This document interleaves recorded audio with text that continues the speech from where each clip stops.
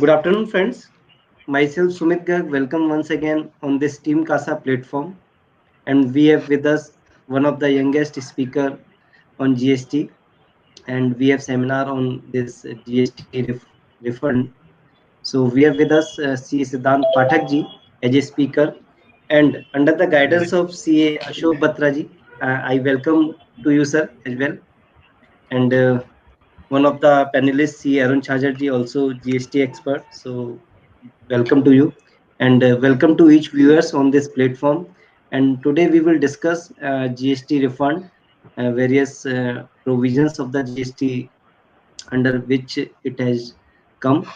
And about Siddhant, I would like to say he is qualified in 2016 and associate with the AK Batra and Associate, and working under the guidance of our eminent expert C. Ashok Batra ji. So it's my privilege to be here, Siddhanji. Now I request Arunji to say a few words. Sir ये काफ़ी हमारे लिए pleasure की बात है और at least मेरे लिए इंडेड की बात है कि आज अशोक बत्रा सर हमारे साथ में हैं and under that guidance the topic सिद्धांत जी जो लेने वाले हैं वो वेबिनार जो है जो जीएसटी रिफंड के रिगार्ड में in that he is going to cover the refund mechanism under the inverted duty structures refund mechanism in the zero rated supply that would be export and SEZ कई सारे recent changes हुए हैं तो वो सारे changes के बारे में हमें गाइड करेंगे और जो प्रैक्टिकल प्रॉब्लम्स आती है हमें काफी हद तक उन्हें सॉल्व कैसे करें इनके बारे में भी बहुत अच्छी गाइडेंस मिलेगी and thank you each one of you it's up to you sir over to you Thank you. Now request Siddhanji to take further technical session. So thank you, Sumit sir. I would like to thank CASA team as well for giving me this wonderful opportunity to express my views, express my learnings, which I've been learning since last 3 years with from the Ashok Batra sir.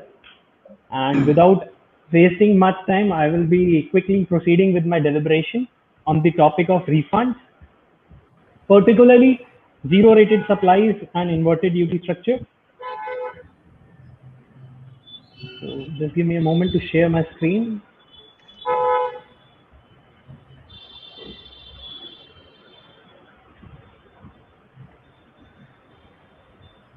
So see, basically a refund provision in any taxation law is as important as any levy and collection provision in that law.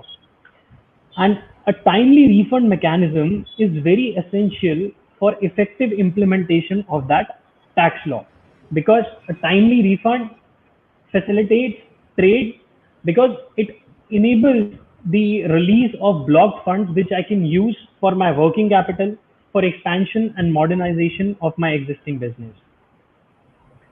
Now, the provisions pertaining to refunds in the GST law, they aim to standardize and streamline the refund procedure in such a way that if you will appreciate that there is a single standard form GST RFD 01 for making any type of refund claim under the GST. And then they have also imposed a time limit for processing of refund claims.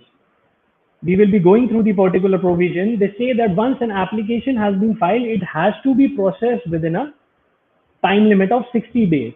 So this is one of the marked departures from the previous law, wherein they say that it is a time-bound procedure. So that whatever time, in the pre-GST regime, it was a time-consuming task to claim refunds. And in GST, they have imposed the time limit. So I will say not initially the department was sanctioning my refunds within a period of 60 days, but now they are processing the refund claims, adhering the time limits, and so on. Now, proceeding to the relevant provisions, the basic provision which deals with refunds is Section 54. Section 54 is the governing provision under the GST, which provides me how can I apply the refund, in what cases I can apply for the refund. Now, before continuing with the provision, firstly, I would like to summarize in what cases I can file a refund under GST. The refund of, first is refund of excess balance in electronic cash ledger. Second is refund of ITC, input tax credit on export of goods and services. We will be going through all these in detail, but right now I'm quickly summarizing in what all cases I can claim the refund. Then third is on account of supplies made to SEZ units, refund on account of ITC accumulated due to inverted duty structure. This is a new concept which has been brought under GST. On account of refund by recipient of deemed export we will be studying. Then tax paid on intra-state supply which is subsequently held to be interstate supply or vice versa. So there are in total 13 categories, or I will say 14 categories wherein I can apply for refund under GST. But in 13 cases, I have to apply for refund application. And in the 14th case, which is a case of export of goods with payment of tax, there is an automatic application. Once I file the shipping bill for export, it is deemed as an application for refund. So now I will be going through the provisions.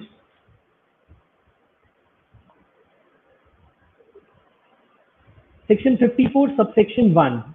It starts with any person claiming refund of any tax and interest, if any, paid on such tax or any other amount paid by him may make an application before the expiry of time limit of 2 years from the relevant date in such form and manner as may be prescribed. Now, the words that need to be emphasized here are any person.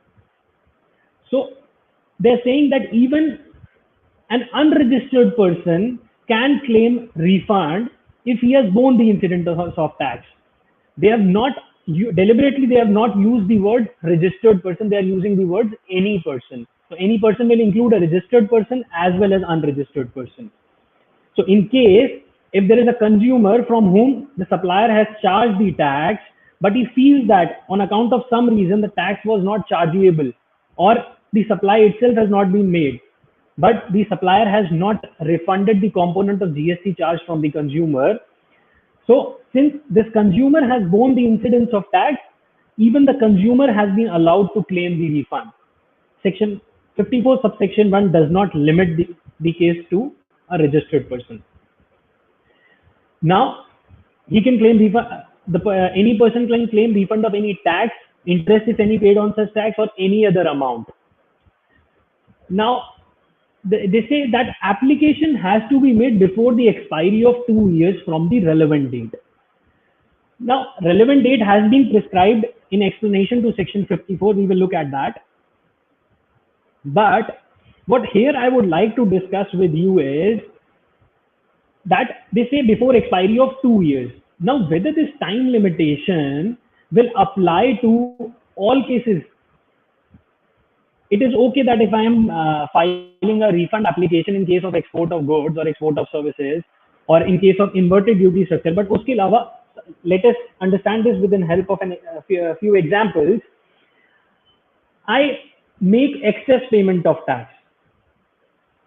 So whether excess payment of tax will refund of claim of excess payment of tax will also be subjected to time limitation of 2 years. So say there is I have a client, or while doing the audit of financial year 18-19, in right now we are doing the audits of 18-19.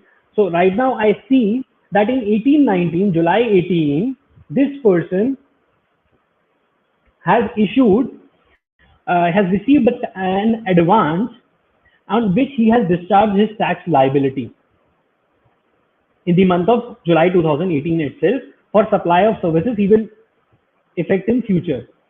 Now in August 2018, once he has done the supply, made the supply, he issues the invoice. But at that time again, he makes the payment of tax while filing GSTR 3B. He forgets to adjust the tax paid at the time of receipt of advance. Now, while you are auditing in today's date, you come to know about this mistake. he has made an excess payment of tax, and let us suppose the amount is quite significant. So in today's date, if I advise him to apply for a refund claim, then can the department say that refund is time barred because you have failed to apply for the refund within a period of 2 years? Because in such cases, the relevant date is date of payment of tax.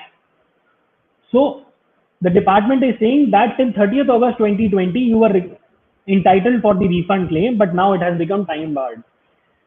Can this interpretation be taken? Now, here I would like to discuss with you an established legal principle which says that if an amount has been collected beyond the authority of law, so this amount of excess payment, the payment which he made in July, he was required to make against that advance. Now again in August, when he has made the double payment, the excess payment, this is an amount collected beyond the provisions of law. So it is an established principle that time limitation cannot be applied to such cases.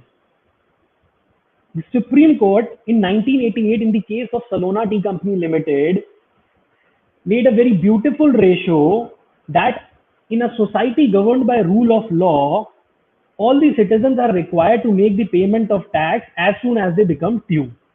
Now, equally as a corollary of this statement, it follows that government is under an obligation to refund the tax to the citizen which has been collected beyond the authority of law. Now, once the excess payment has been made, it is beyond the authority of law. Supply एक बार हुई, tax एक बार levy होगा और वो government ने collect कर लिया. अब जो excess payment, जो second time payment हुई, that is an amount which has been paid beyond the authority of law. So in such case, the government is under an obligation to refund the amount. And again, in another Supreme Court judgment in the case of Union of India versus ITC Limited, the Supreme Court held that time limitation cannot be applied to cases where a refund is due to party of an amount which has been collected beyond the provisions of law. It was a case of excise duty. In that case, excise duty was collected in excess. So the Supreme Court says the duty of excise is levied in accordance with the law, and the excess excise duty is not in accordance with the provisions of law, but beyond the provisions of law, and government is not under any authority as per Article 265 of the Constitution of India, which says that government can levy and collect tax only with the authority of law. This excess payment is not within the authority of law, and that is why government of India is under an obligation to refund the amount. The assessee who has made this payment having an inherent right to claim this back from the government, and such right cannot be defeated by a mere provision of time limitation prescribed under the law. So this is what I wanted to give you an insight about, that in all the cases time limit of 2 years cannot be applied. Another example could be, let us say you are having a client who is a builder who has recently launched a project in 2021, a residential cum commercial project, wherein he is taking the bookings and the project will be ready by end of 5 years. Now the payment terms are such that a person who books the unit in his project in 2021, he is required to make 20% of the payment each year till the end of next 5 years. Now the person makes the payment 20 and the flat cost is rupees 2 crores, let us say. So 40 lakhs is being paid by the buyer in first year, 40 lakhs again in second year, third year, and so on. Now in the fourth year, the buyer defaults the payment. And in the fifth year, when the project is about to get ready, the buyer comes to the builder and says, "Sir, I am not interested in your project. मुझे मेरा पैसा वापस करिए. I am cancelling the unit."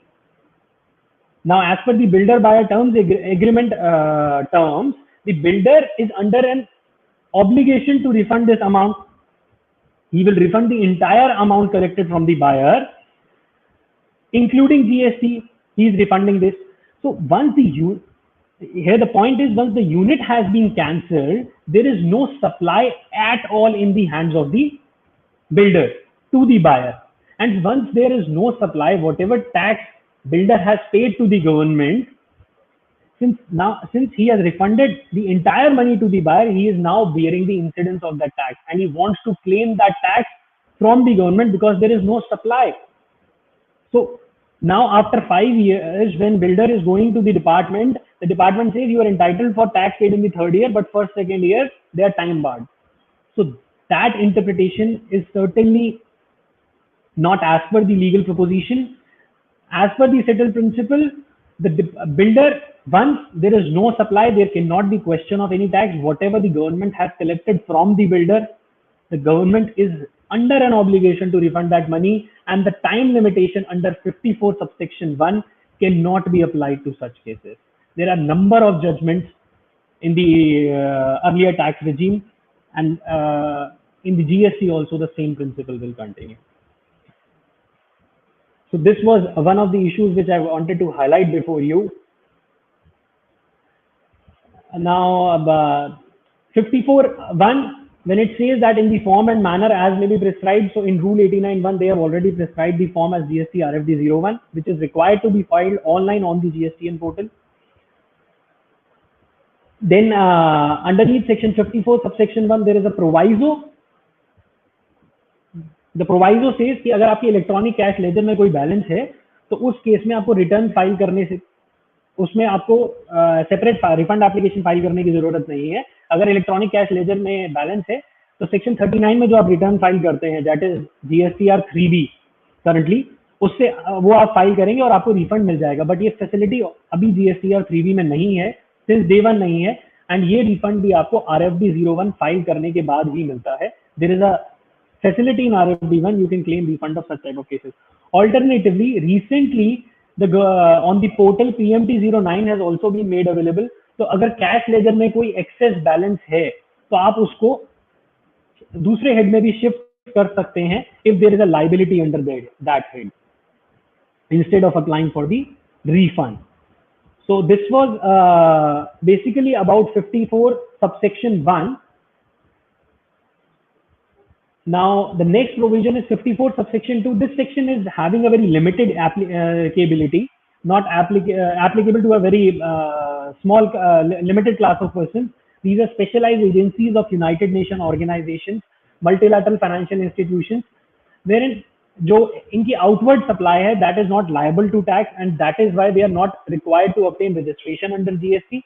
But whatever inward supplies they are receiving, they are paying the tax to the supplier, so they are bearing the incidence. So under section 55 of the CGST Act, they are entitled for refund of inward supplies received by them. And section 54 subsection 2 says that you can claim the refund before the expiry of 6 months from the end of the quarter. RFD 11 may they have to file the refund application. So there is no such issue which needs to be deliberated upon in this provision. And since it is not having that much mass applicability, I will not go into the details further. I'll quickly move to the next section, which is 54 subsection 3. Now, this is a celebrity provision under the GST Act. Why I'm saying celebrity? Because it is catching the eyes of businessmen, people who intended to take undue advantage of this provision and taking refund of bogus ITC. By showing bogus exports. It is also catching the eyes of these type of people. And now, since such activities are being undertaken, it has caught the eyes of department as well, because the majority of the applications under GST are being filed under this provision only, that is section 54 subsection 3. Now, what does this section says? This section says subject to the provisions of subsection 10. Now, subsection 10 we will read later, not having much of an implication. If you read the words after the comma, it says a registered person may claim refund of any unutilized input tax credit at the end of any tax period. Now, the words that need to be emphasized here are a registered person.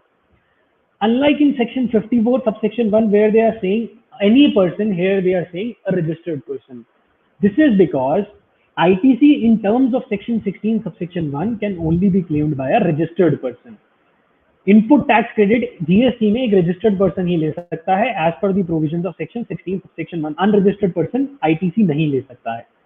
So that is why, since this particular section is allowing refund of input tax credit. Therefore, the word registered person have rightly been mentioned. Excuse me. Now, moving further, registered person may claim refund of any unutilized input tax credit. Now, this also needs to be interpreted. Any unutilized input tax credit means that be it input tax credit of inputs or input services or capital goods. Input tax credit has been defined in section 2, subsection 63 of the CGST Act, and which says credit of any input tax, and input tax itself has been defined in 262 of the CGST Act, which says that input tax means credit, apart from various other things, credit of supply of goods or services or both. So in short, if I brief you, any unutilized input tax credit means credit of inputs, input services and capital goods. Now, underneath this subsection, there is a proviso that says that no refund of unutilized input tax credit shall be allowed in cases other than. So what this proviso is saying, the main part of the section is saying the registered person is allowed for any unutilized input tax credit. एक registered person को any unutilized input tax credit, जो भी input tax credit वो set off नहीं कर पाया है against its output tax liability after the end of a tax period. Tax period is basically monthly, wherein you are filing GST or 3B monthly. So after the end of the tax period, जो भी unutilized input tax credit है उसका refund मिलेगा. But proviso says no refund of unutilized input tax credit shall be allowed. कोई भी unutilized input tax credit का refund नहीं मिलेगा in cases other than. So this proviso is listing down 2 cases. सिर्फ इन्हीं 2 cases में आपको refund unutilized input tax credit का मिल सकता है. First is zero rated supplies made without payment of tax, and second is inverted duty structure. So what is zero rated supplies? Right now I'll tell you in short that zero rated supplies are basically defined under section 16(1) of the IGST Act. Zero rated supplies में 2 चीजें आती हैं: export of goods, export of services, and then supplies made to special economic zone unit और special economic zone developer. अगर आप goods या services export करते हैं या आप गुड्स और सर्विसेज सप्लाई करते हैं एसईजेड यूनिट को, तो आपकी सप्लाई जीरो रेटेड सप्लाईज मानी जाती है. और इस केस में आपको any unutilised input tax credit का रिफंड मिलेगा as per the provisions of 54(3).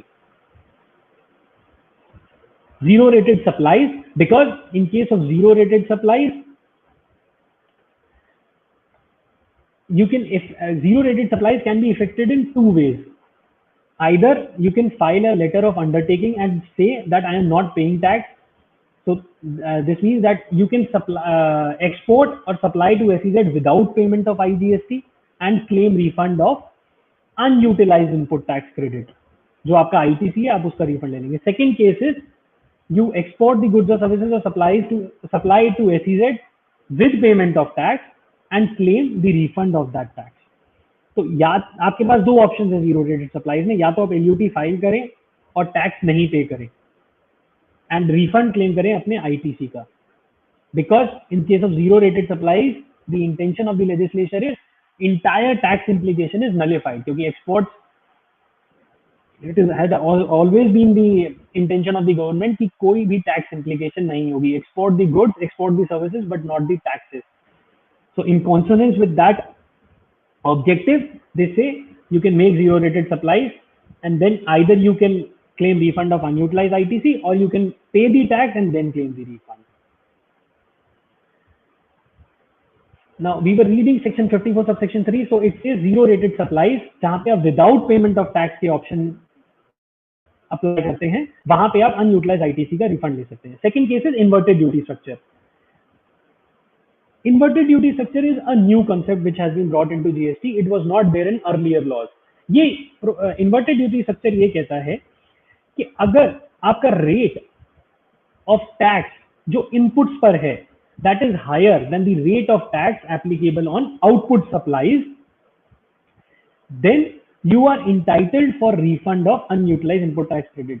For example, you are a supplier of a footwear, or you can say you are a supplier of fertilizers. In both these cases, जो output पे tax applicable है that is 5%, but the rate of tax on outputs footwear को बनाने के लिए जो inputs चाहिए, for example rubber, for example sole, that varies from 12% to 18%. उस पे जो जीएसटी इम्प्लीकेशन है दैट इज 12%, 18%, बट आउटपुट पे रेट 5% है शू की सेल पे. So in case of shoe manufacturer there will be accumulation of credit, क्योंकि inputs पे रेट ज्यादा है और आउटपुट पे रेट कम है.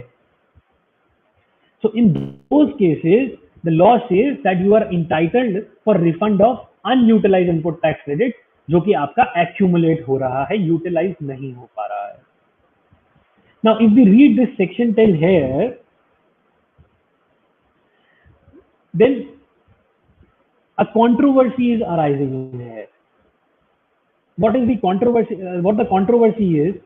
Now, if you read rule 89 सब रूल 4 एंड 89 सब रूल 5, 89(4) एक फॉर्मूला प्रिस्क्राइब करता है कि जीरो रेटेड सप्लाईज में आपको रिफंड कैसे कंप्यूट करना है अनयूटिलाइज आईटीसी का, और रूल 89(5) एक रिफंड रूल प्रिस्क्राइब करता है विच सेज कि आपको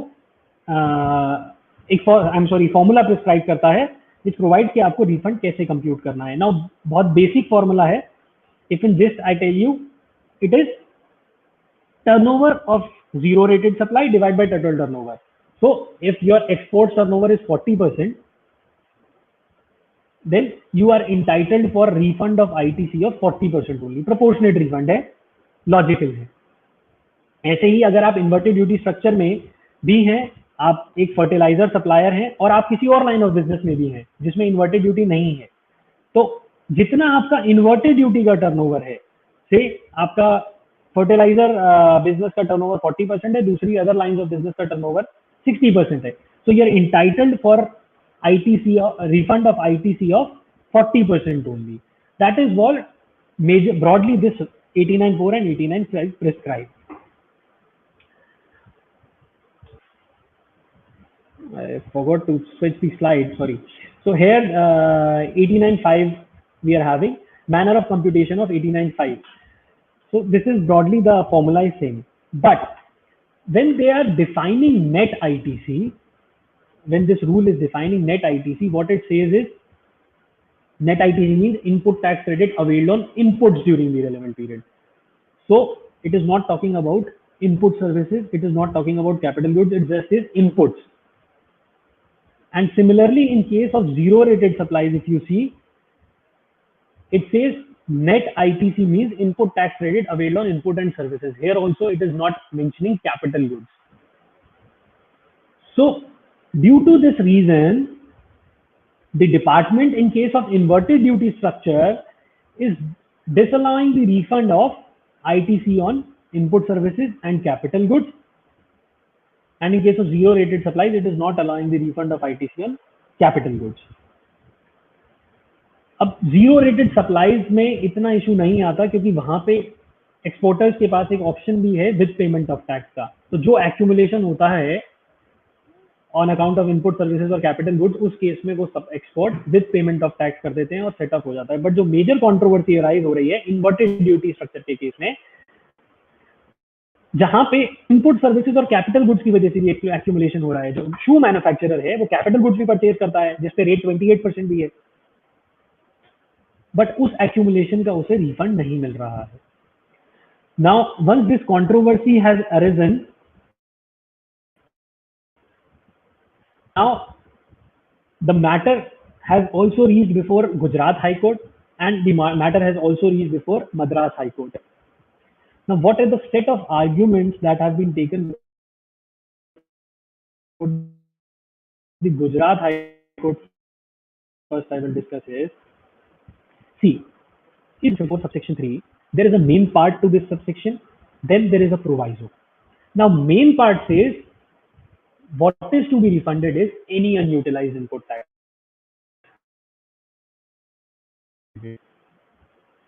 सेक्शन 54 सबसेक्शन 3 का मेन पार्ट कहता है कि आपको रजिस्टर्ड पर्सन को रिफंड मिलेगा any utilized input tax credit का. and then the proviso says कि refund नहीं मिला in cases other than. तो proviso qualify कर रहा है कि refund इन दो cases में मिलेगा. तो अगर ये दो cases मेरे fall करते हैं, मीनिंग देयर बाय अगर मैं शू मैन्युफैक्चरर हूं, मैं शू सप्लाई करता हूं, तो मैं इन्वर्टेड ड्यूटी स्ट्रक्चर को क्वालिफाई करता हूं, तो मेरे को रिफंड मेरे सारे अनयूटिलाइज इनपुट टैक्स क्रेडिट का मिलना चाहिए. जब सारे अनयूटिलाइज इनपुट टैक्स क्रेडिट का मिलना चाहिए as per 54 subsection 3 language, then how can a rule come in picture and say that no, you are only entitled for refund of ITC on inputs? So this is one of the arguments that was taken before the Gujarat High Court, that proviso is only qualifying that in which cases refund will be granted, and the main section 54 subsection 3 main part says refund will be given of any unutilized input tax credit. So, and now the second set of argument was that Rule 89.4 and 89.5 in this way are traveling beyond the provisions of section 54 subsection 3, because they are curtailing the refund. They are restricting my refund to ITC on inputs only, whereas section 54 subsection 3 says I am entitled for refund of any unutilized input tax credit. And again, the next argument was that if you see 54, if you read 54.3, nowhere the language of the provision uses the words as may be prescribed. If you see any other provision under the CGST Act, in majority of the provisions, let us take example section 9 says tax will be collected in a, subject to the conditions as may be prescribed. Section 16 subsection 1 of the CGST Act says registered person will be entitled for credit subject to such conditions as may be prescribed. Section 31 subsection 2, which provides time limit for issuance of tax invoice in case of supplier of services, it says as may be prescribed. So whenever it is the intention of the legislature to grant power to the central government to frame rules in that regard, to carry out the provisions of that,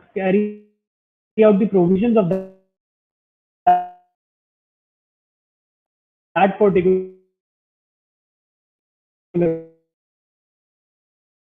section,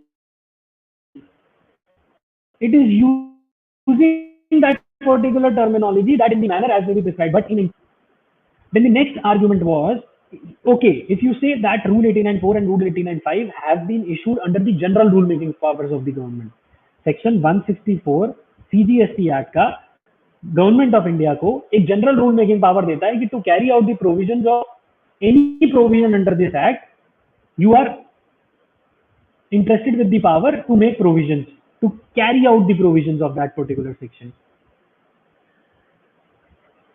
Okay. So, but Rule 89.4 and 89.5 are in accordance with this power to the extent they say that refund will be of proportionate input tax credit. जहां तक rule 89.4 89.5 ये कहते हैं कि refund proportionate ITC का मिलेगा, it is fine, it is carrying out the provisions of the act. But in an explanation, Rule 89.5 is saying that net ITC will mean ITC availed on inputs only. There it is not carrying out the provisions of the Act, but it is restricting the provision of Section 54.3 of the Act, which itself says that refund will be granted of any unutilized input tax credit. So even Rule 89.5 and 89.4 are not only contravening the provision of Section 54.3, they are also contravening the power given under Section 164. So they are ultra virus, the provisions of Section 54 subsection 3 and Section 164. And that is why this rule needs to be struck down. And Gujarat High Court has already held in the case of VKC Footsteps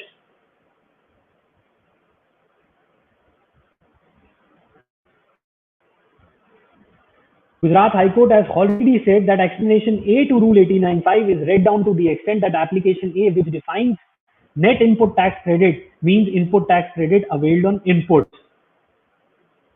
is held to be contrary to the provisions of Section 54(3) of the CGST Act. In fact, the net ITC should mean input tax credit availed on inputs and input services as defined under the Act. So it should include input tax credit availed on inputs as well as input services. Now, this is one set of interpretation. This has been accepted by the Gujarat High Court. Now, similar matter in case of another petitioner also approached Madras High Court. Now, see what interpretation they come out with. They say that we are not agreeing to the view of Gujarat High Court because Gujarat High Court has not studied for what all purposes a proviso can be inserted under a section. So Gujarat High Court says that a proviso can be for the following four purposes, and the relevant purpose is the first purpose, qualifying or accepting certain provisions from the main enactment. So Madras High Court is saying that a proviso can validly carve out exceptions from the main section, that is section 54 subsection 3. Madras High Court is not subscribing to the view that main part of the section allows refund of any unutilized input tax credit, and proviso is only providing two types of barriers. If you qualify that barrier, that if you are zero rated supply or if you follow an inverted duty structure, then you are entitled for any unutilized credit. That Madras High Court is not subscribing to that view. It says that we find that section 54(3) undoubtedly enables a registered person to claim refund of any unutilized input tax credit. However, the principle or enacting clause, that is 54(3), is qualified by the proviso, which says that provided that no refund of unutilized ITC shall be allowed in cases other than. So they are saying that Parliament has used a double negative in this proviso. Double negative how? That no refund shall be allowed in cases other than.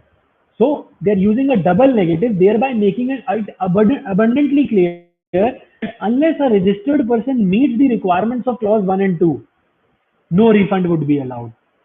So on further examining, we find that it uses the phrase where the credit accumulated on account of rate of tax on inputs being higher than rate of tax on output supplies. I will explain you in brief what they have basically interpreted. They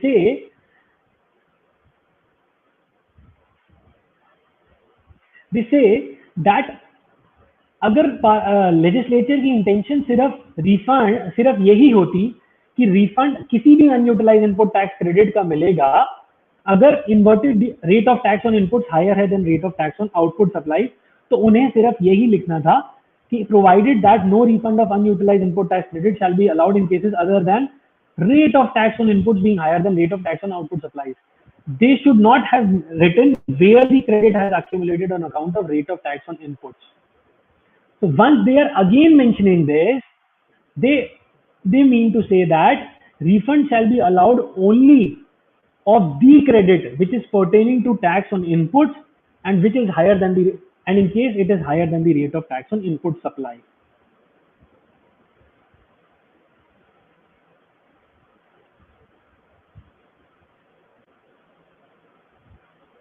So they say that therefore we conclude that section 54(3)(2) qualifies the enacting clause by also limiting the source, type and consequently quantity of unutilized input tax credit. 54(3)(2) ने qualify भी किया है और quantity को भी refund की quantity को limit down भी किया है, and it can very well do that in respect of which refund is permissible. Hence, the proviso of 53(4)(3) does not merely set out the two cases in which registered person becomes eligible for a refund of unutilized ITC. The proviso performs a much larger function of also limiting the entitlement of refund to the credit that has accumulated as a result of rate of tax on input goods being higher than rate of tax on output supplies. And consequently, they have held that Rule 89.4 and 89.5 both are intra-virus, the general rule making power under section 164 as well as section 54 subsection 3. So, one second, sorry.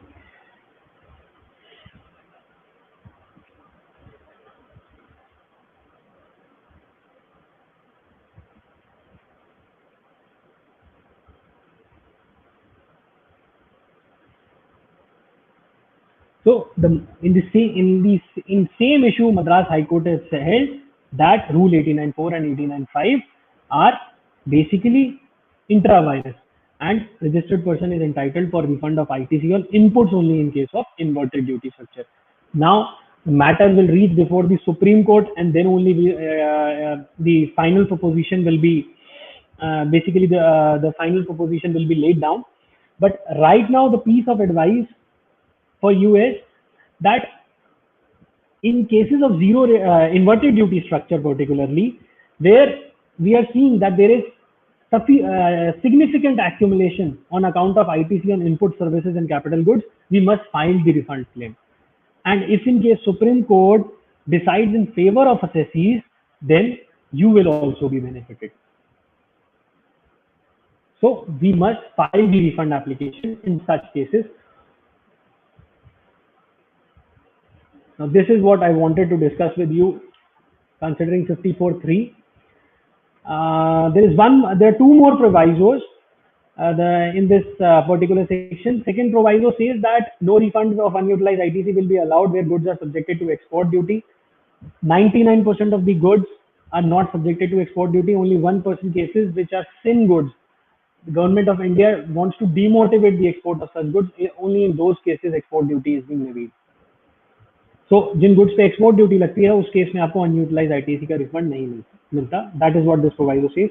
And the third proviso is no refund of unutilised ITC shall be allowed if supplier of goods or services or both avails drawback in respect of central tax or claim refund of IGST paid. तो अगर आप IGST paid का refund लेते हैं, यानी कि आप export with payment of tax में जाते हैं, तो आपको अनयूटिलाइज्ड आईटीसी का रिफंड नहीं मिलेगा. That is very well logical. You can opt either of the two options. You cannot claim benefit under both the options. But when they say that avails drawback in respect of central tax, here a clarification has been issued by CBIC in Master Circular 125, which says that if a person is availing drawback of custom duties, if it is only offsetting custom duties, then he is entitled for refund of central tax. In order to understand this, I would like to take you in bit past. GST के implement होने से पहले there were two schemes in case of drawback. Higher rate of drawback without CENVAT credit and lower rate of drawback with CENVAT credit. So in case of lower rate of drawback I was entitled for CENVAT credit, और अगर export करता था तो मेरे को refund भी मिलता था. पर हायर रेट ऑफ ड्रॉबैक में सिर्फ ड्रॉबैक मिलता था, ना क्रेडिट मिलता था, and that is why refund भी नहीं मिलता था when we used to export. Now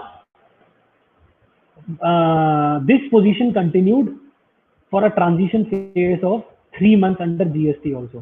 Till 30th September 2017, government allowed this, but with effect from 1st October 2020, they said कि अब से drawback का सिर्फ एक ही रेट है, and that is a lower rate of drawback, जो कि offset करेगा सिर्फ custom duties को. आप imports पे IGST bear करते हैं, उसका वो offset नहीं करेगा. So that is why until date there is no such scheme which offsets central tax or integrated tax or state tax. So but the controversy before the department was denying the refund. Drawback was there without seeing that it is only offsetting the custom duty or it is offsetting much more. So central CBIC has issued a clarification that in the third proviso to subsection 3 of section 54 of the CGST Act states that no refund of ITC shall be allowed in cases where the supplier of goods, services or both avails of drawback in respect of central tax. It is clarified that if a supplier avails of drawback in respect of duties rebated under the customs and central excise duty drawback rules 2017, he shall be eligible for refund of unutilized ITC of central tax, state tax and union territory tax. मतलब अगर सिर्फ custom duties का drawback ही मिल रहा है आपको, तो आपको refund CGST का भी मिलेगा, एसजीएसटी का भी मिलेगा, और एज द केस में भी यूटीजीएसटी का भी मिलेगा. एंड इन केस आपको रिफंड ड्रॉबैक सीजीएसटी का मिल रहा है, अगर आपका सीजीएसटी ऑफसेट हो रहा है, तो आपको रिफंड एसजीएसटी का मिलेगा. That is what the clarification has been given by CBIC. Now this slide is zero rated supplies. I've already briefed you. Export of goods or services are considered as zero rated supply. And second case is supply of goods or services or both to a SEZ developer or SEZ unit. If a supply is being made by one SEZ to another SEZ, it is also considered as zero rated supply. Now, export, what constitutes export of goods has been defined in section 2, subsection 5 of the IGST Act, which says with export of goods with its grammatical variations and cognate expressions. So, what is grammatical variation and cognate expression? Export, exported, exporting. All these are grammatical variations of export.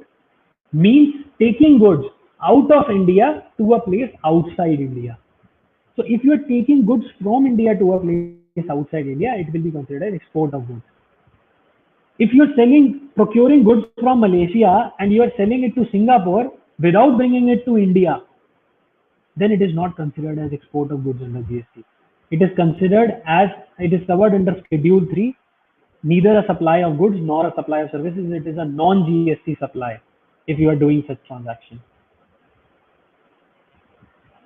Next is the definition of export of services. What constitutes export of services?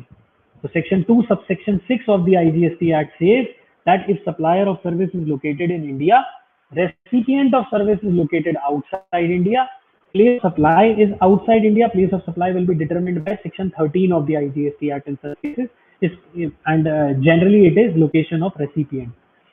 The place of supply of service is outside India. The payment for such service has been received in converted foreign exchange by the supplier. And by the CGST Amendment Act, they have also added in, if permitted by RBI, even if you have payment in Indian rupees, then it is also considered as export of service. And the last condition is that the supplier of service and recipient of service are not merely establishments of distinct persons, in accordance with explanation 1 to section 8. Now, what does this explanation 1 to section 8 says? It says that if let us say a company is incorporated in the United States and it is having a branch office in India or some sort of office in India which is not separately incorporated under the laws of India. It is an office which has been permitted by RBI to open, but it is not separately incorporated. In case this branch office is providing any services to the company in United States, it will not be considered as export even if you qualify all the other 4 conditions. But this particular condition is not affected in case of holding subsidiary relationship. If a holding company is located in United States and 100% subsidiary company or partially owned subsidiary company is, because it is separately incorporated, it is a separate legal entity incorporated in India. That is why they are considered as separate legal entities. They are not considered as deemed establishments of distinct persons. So in that case, export of service will qualify.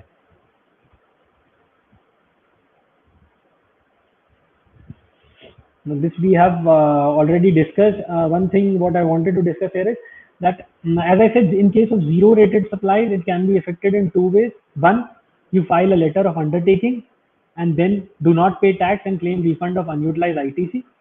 But what if I have exported the goods, I have exported the services, I have qualified the conditions as we studied in subsection 2, subsection 5 or in 2 subsection 6. I have qualified all the conditions, but I failed to file a letter of undertaking in that particular period. So in my view, it is only, filing of LUT is only a procedural condition. Once all the substantive conditions of exports have been qualified, have been satisfied, then non-filing of LUT will not lead to denial of substantive benefits that are associated with zero rated supplies. Second category is you pay the tax on zero rated supplies, IGST you pay it and then claim the refund. But here one more thing which needs to be highlighted is if you're paying IGST, then you have to deposit it out of your own pocket only. You do not have to charge it from the other person. You do not have to charge IGST from SEZ. You do not have to charge IGST from the foreign buyer, because in that case it will result in unjust enrichment. You are claiming the IGST from the foreign buyer as well as you are claiming the refund from the government. And in international trade practice, it is very well known that the foreign buyer will not pay the taxes levied in India. So the question of unjust enrichment does not arise. Now, this we have already discussed. Rule 89.4. Here, one addition that is in 89.4, they have recently, with effect from 23rd March 2020, they have amended this definition of turnover of zero-rated supply of goods. What amendment has been done is that this is zero-rated supply of goods made during the relevant period without payment of tax under LUT. Whatever turnover is there of export of goods, it will be limited to 1.5 times the value of like goods domestically supplied by the same person or a similarly placed supplier. So let us take an example. I am a supplier. I am supplying product A within India as well, and I am exporting it. Now, if I am supplying it in India, I quote a rate of 1 lakh rupees. But when I am exporting it, I quote rate to my customer as 2 lakh rupees. It is a transaction value. So how can this amendment limit my export turnover to 1.5 lakh only? Because it says that at the rate you are supplying in India, only up to 1.5 times we will allow the export turnover. So export turnover that taking as 5 lakhs, though my actual turnover of export is 2 lakh rupees. So this is valuing my export, reducing the value of my export is contradictory to section 15 of the CGST Act, which says that transaction value is to be adopted for determining the value of supply under GST. So transaction value is 2 lakhs, but then this rule is limiting my export value to a lower amount of 1.5 times, that is 1.5 lakhs in my example. So certainly this, in my view, it will be challenged before the High Court and it will be struck down.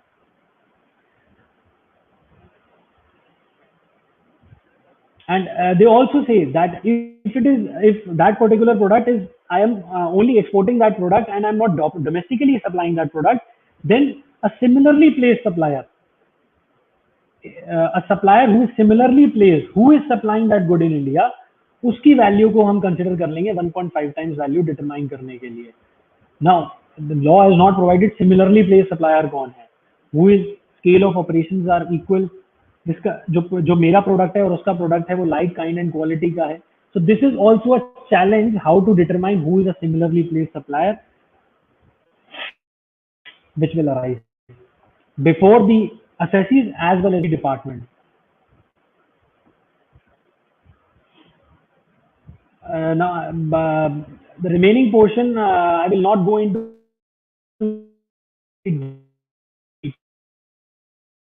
details of the rule and legal provisions, because the remaining part is only procedural in 89.4 as well as in 89.5.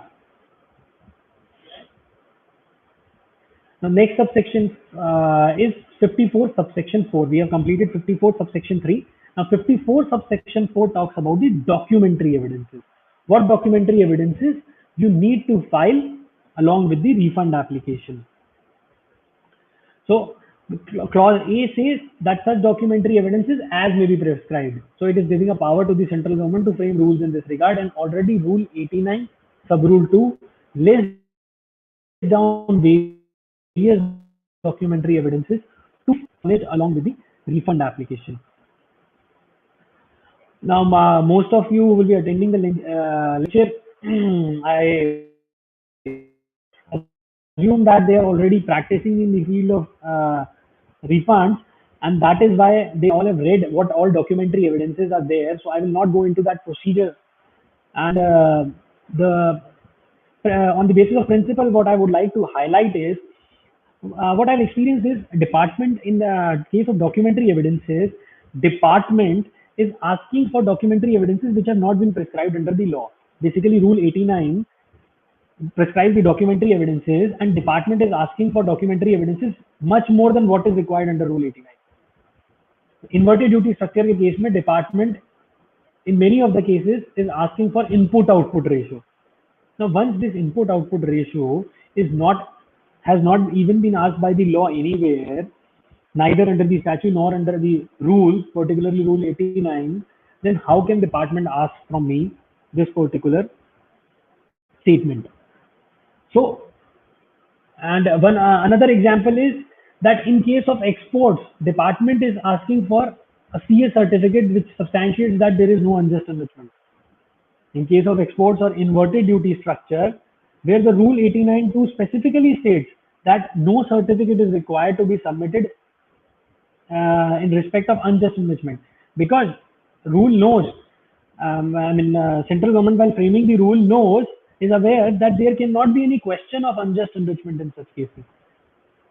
But then departmental officers are asking, and I've even seen the professionals are submitting such type of documentary evidences, but that is not the correct or legal proposition.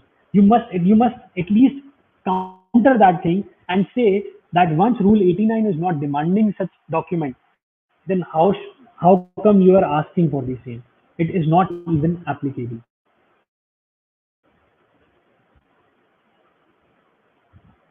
Next subsection is subsection 5, which talks about refund to consumer welfare fund.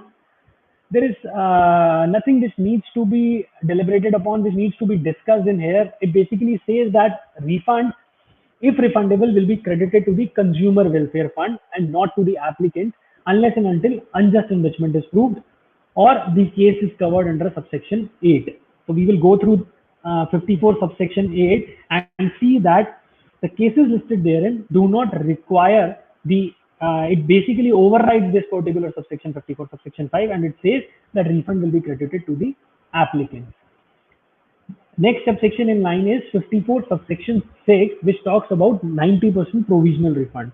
This is also a new concept which has been introduced in GST for zero rated supplies of goods or services, wherein you are exporting your goods, wherein you are exporting your services, और wherein आप SEZ को supply कर रहे हैं, तो उस केस में सबसेक्शन 6 इज कि आप एप्लीकेशन फाइल करेंगे, proper officer prima facie scrutiny करेगा, and if application is complete in all aspects, तो एक्नॉलेजमेंट देने के 7 डेज के अंडर वो आपको 90% रिफंड ग्रांट कर देगा, और उसके बाद वो कंप्लीट स्क्रूटनी करेगा, and if he finds that refund is finally sanctionable, he will refund you the 10% balance, or he may reject the entire refund and ask for recovery. But provision says कि 90% provisional refund आपको within 7 days, basically to promote the exporters so that their amount is not blocked in the form of refund. So जल्द से जल्द आपको refund दिया जाएगा within 7 days from the date of filing of, within the date of acknowledgement that the refund application is complete in all respects. But practically, the departmental authorities are not granting this 90% provisional refund. They complete the scrutiny, they do the complete scrutiny of the refund application. पूरा period लेते हैं, 30-45 days तक उसे scrutinise करते हैं, और उसके बाद ही 100% रिफंड देते हैं if they feel it proper. 90% refund is practically not being sanctioned by the department. This provision is not being used by the department. The next section is 54 subsection 7. अब जो मैंने लेक्चर स्टार्ट किया था, I said that there is a marked departure in GST. It imposes a time limit on the officer before whom you have filed the refund application, that he has to pass the order within 60 days from the date of receipt of application. So it is a time-bound process now, and he cannot take any much time as he deems fit. Next section is 54 subsection 8, which I was talking about while discussing 54.5. So this section overrides 54.5 and says that refund shall be credited to the account of the applicant if refund is relatable to following cases. अगर ये सारे cases हैं, तो refund consumer welfare fund में credit ना करके हम refund applicant को देंगे. First case is refund of tax paid on export of goods और सर्विसेज, जहां आपने IGST पे करके गुड्स या सर्विसेज एक्सपोर्ट किए हैं, या आप इनपुट या इनपुट सर्विसेज का रिफंड लेते हैं इन मेकिंग सच एक्सपोर्ट्स, यानी कि अनयूटिलाइज इनपुट टैक्स क्रेडिट का 54 सबसेक्शन 3 के अगर अंदर आप रिफंड अप्लाई करते हैं तो रिफंड आप ही को दिया जाएगा. Basically, in these cases, question of unjust enrichment does not arise. So that is why they are crediting the refund to the applicant. Then B clause is refund of unutilized ITC under subsection 3. So it is also covering zero rated supplies again. There is an overlapping with subsection A to that extent. And then it is talking about inverted duty structure as well. That in that case, unutilized ITC का refund जो applicant है उसी को दिया जाएगा rather than crediting it to consumer welfare fund. Clause C says refund of tax paid on a supply which is not provided. एक supply है जो कि provide ही नहीं हुई, चाहे either wholly नहीं हुई या partially provide नहीं हुई, और जिसका invoice issue नहीं हुआ है, और refund voucher जब receipt जब advance आया था customer से और मैंने agree किया था supply करने के लिए, तब मैंने tax pay कर दिया था government को. But subsequently when supply itself has not been provided, मैंने सारा पैसा refund कर दिया है customer को. So in that case also refund will be given to me because I have borne the incidence of that tax. Now clause D is refund of tax paid in pursuance of section 77, which we will read 77 in later part of our deliberation. This clause is अगर आपने tax गलत पे कर दिया, गलत head में पे कर दिया है, फॉर एग्जांपल सीजीएसटी एसजीएसटी की जगह आईजीएसटी पे कर दिया है, आईजीएसटी की जगह सीजीएसटी एसजीएसटी पे कर दिया है, तो भी जो गलत हेड में आपने रिफंड टैक्स पे किया है उसका रिफंड आपको मिलेगा. We will discuss 77, then we will come to understand about it.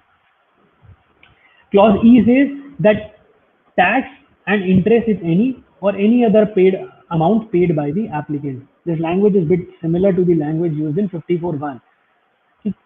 इसके अलावा और कोई रिफंड टैक्स का या इंटरेस्ट का या any other amount paid by the applicant वो अप्लाई करता है तो उसको ही रिफंड दिया जाएगा, provided he has not pass the incidence of such tax and interest to any other person. There is a mistake while mentioning this provision. If he has not it's right, if he has not passed on the incidence of such tax, yes, जो tax और interest का refund मैं department से government को से ले रहा हूं, उसका इंसिडेंस मैंने किसी और के ऊपर ट्रांसफर ना कर दिया हो, otherwise it is an unjust punishment. I am claiming an undue benefit. मैंने किसी और के ऊपर भी शिफ्ट कर दिया उसका इंसिडेंस और डिपार्टमेंट से अब रिफंड भी ले रहा हूं. ऐसा नहीं होना चाहिए. अगर मैं ये प्रूव कर दूंगा तो डायरेक्टली रिफंड मुझे ही दिया जाएगा. Then last clause is the tax or interest borne by such class of applicants as the government may, on the recommendation of council by notification specify. So this is applicable if government issues a notification and says that these people are entitled for refund of tax and interest. So in that case, refund will be granted to the applicant again. Then subsection 8, capital A says, yes, now this is a very good amendment done by CGST Amendment Act, by Finance Number 2 Act 2019. It says that with effect from 1st September 2019, even the central government may disburse the refund of state tax. Practically क्या होता है, आप refund application अपने jurisdictional officer के पास apply करते हैं. He can either be a state officer or a central officer, जैसे अभी आपकी jurisdiction है, and he sanctions the entire refund, including that of, अगर आपने central jurisdiction में फाइल किया है तो वो state tax का भी refund आपको allow करता, sanction करता है, उसके पास पावर है. और अगर आपने स्टेट ऑफिशियल के सामने रिफंड अप्लाई किया है तो वो आपको सेंट्रल टैक्स का रिफंड भी सैंक्शन कर देता है. But he only sanction. Disburse करने के लिए आपको कॉरेस्पॉन्डिंग अथॉरिटी के पास जाना पड़ता है और फिर वहां से रिफंड मिलता है. But now with effect from 1st September 2019, the authority to which you are applying the refund, he will sanction the entire refund as well as he will disburse the entire refund. अब आपको दूसरे officer के पास जाने की जरूरत नहीं है disbursal के लिए. So CGST and SGST both will be sanctioned as well as disbursed by one authority. Corresponding amendment is also there in SGST Act कि अगर स्टेट ऑफिसर के पास आपने फाइल किया है तो स्टेट गवर्नमेंट आपको सेंट्रल टैक्स का रिफंड डिसबर्स कर देगी. Next is subsection 9, 54 subsection 9. It basically overrides any judgment or direct decree or order or direction of the appellate tribunal or court or in fact any other law being in force. ये provision ये कहता है कि refund जो मिलेगा वो accept in accordance with 54(8) नहीं मिलेगा। मतलब अगर जब तक अनजस्ट एनरिचमेंट सेटिस्फाइड नहीं है, या जब तक जो clauses 54(8) A B C D और एफ में लिस्टेड नहीं है, तब तक रिफंड एप्लीकेंट को ना दिया दे करके हमेशा कंज्यूमर वेलफेयर फंड में ही क्रेडिट किया जाएगा, बजाय इसके कि कोई भी ऑर्डर पास किया हो, कोई भी जजमेंट पास हुआ हो, या कोई भी डायरेक्शन हो किसी अपीलेट ट्रिब्यूनल की या कोर्ट की कि रिफंड ग्रांट कर दिया जाए। This provision overrides that particular direction और डिक्री और ऑर्डर और judgment as well and says unjust enrichment या फिर केस जो 54 होंगे उस केस एप्लीकेंट को नहीं दिया। Next subsection is 54 subsection 10 which says कि अगर आपने कोई भी रिफंड अप्लाई किया है under subsection 3, that is refund of any unutilised input tax credit, किस केस में अप्लाई कर सकते हैं हमने डिस्कस किया, जीरो रेटेड सप्लाई के केस में और इन्वर्टेड ड्यूटी स्ट्रक्चर के केस में, जहां मेरा rate of tax on input higher है मेरे rate of tax on output supply से, for example fertiliser, for example shoe manufacturer. So उन केसेस में अगर मैं अनयूटिलाइज आईटीसी का रिफंड ले रहा हूं बट मेरी एक रिटर्न ऑलरेडी पेंडिंग है, मैंने वो ड्यू रिटर्न फाइल नहीं की है, या मेरा कोई टैक्स इंटरेस्ट पेनल्टी किसी ऑर्डर के अंडर कंफर्म्ड है और हायर अथॉरिटी ने उसे स्टे नहीं किया है, तो वो रिफंड मेरा विदहोल्ड किया जाएगा जब तक मैं वो अमाउंट पे ना कर दूं या रिटर्न फाइल ना कर दूं, या फिर वो अमाउंट डिडक्ट किया जा सकता है। प्रॉपर ऑफिसर के पास ये भी पावर है कि वो अमाउंट डिडक्ट करके आपको बैलेंस रिफंड ग्रांट कर दे। This is what in principle this section talks about. Next is 54 subsection 11. ये subsection ये कहता है कि एक ऑर्डर पास हुआ है जो आपको रिफंड ग्रांट करता है, रिफंड सैंक्शन कर देता है, which is giving rise to a refund, refund sanction कर देता है, but till the moment it has not been credited to your account, and during this intervening period commissioner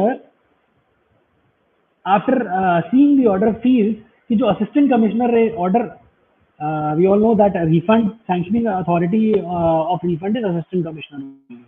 So if he has sanctioned the made a passed an order sanctioning the refund, commissioner is of the opinion that this refund if given will be detrimental to the interest of the revenue and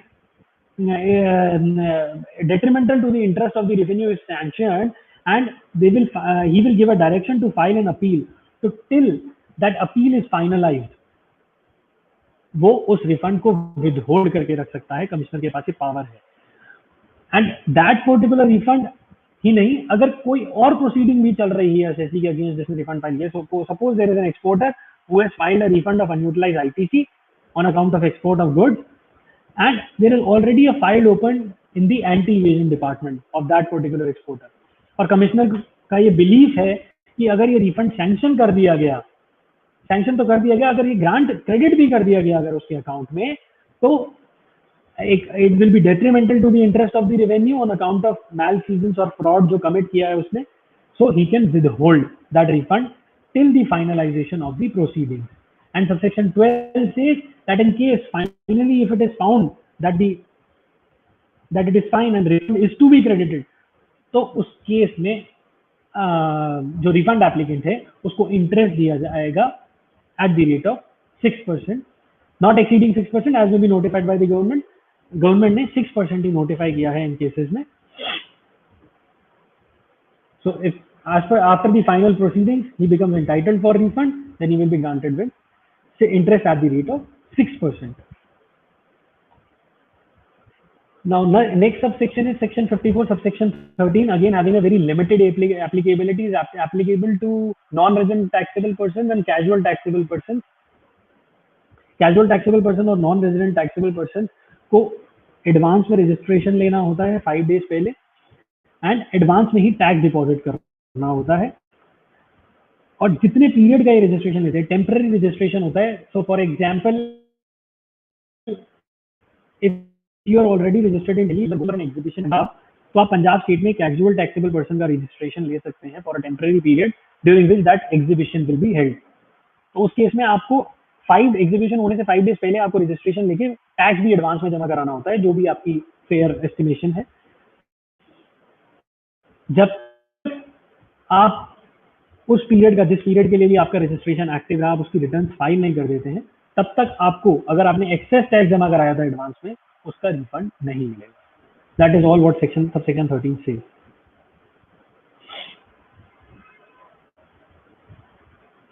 And then last subsection is subsection 14, which says अगर refund amount 1000 rupees तक का है तो applicant को refund नहीं मिलेगा। They have restricted it to 1000 rupees for administrative purposes. आपको refund नहीं credit किया जाएगा।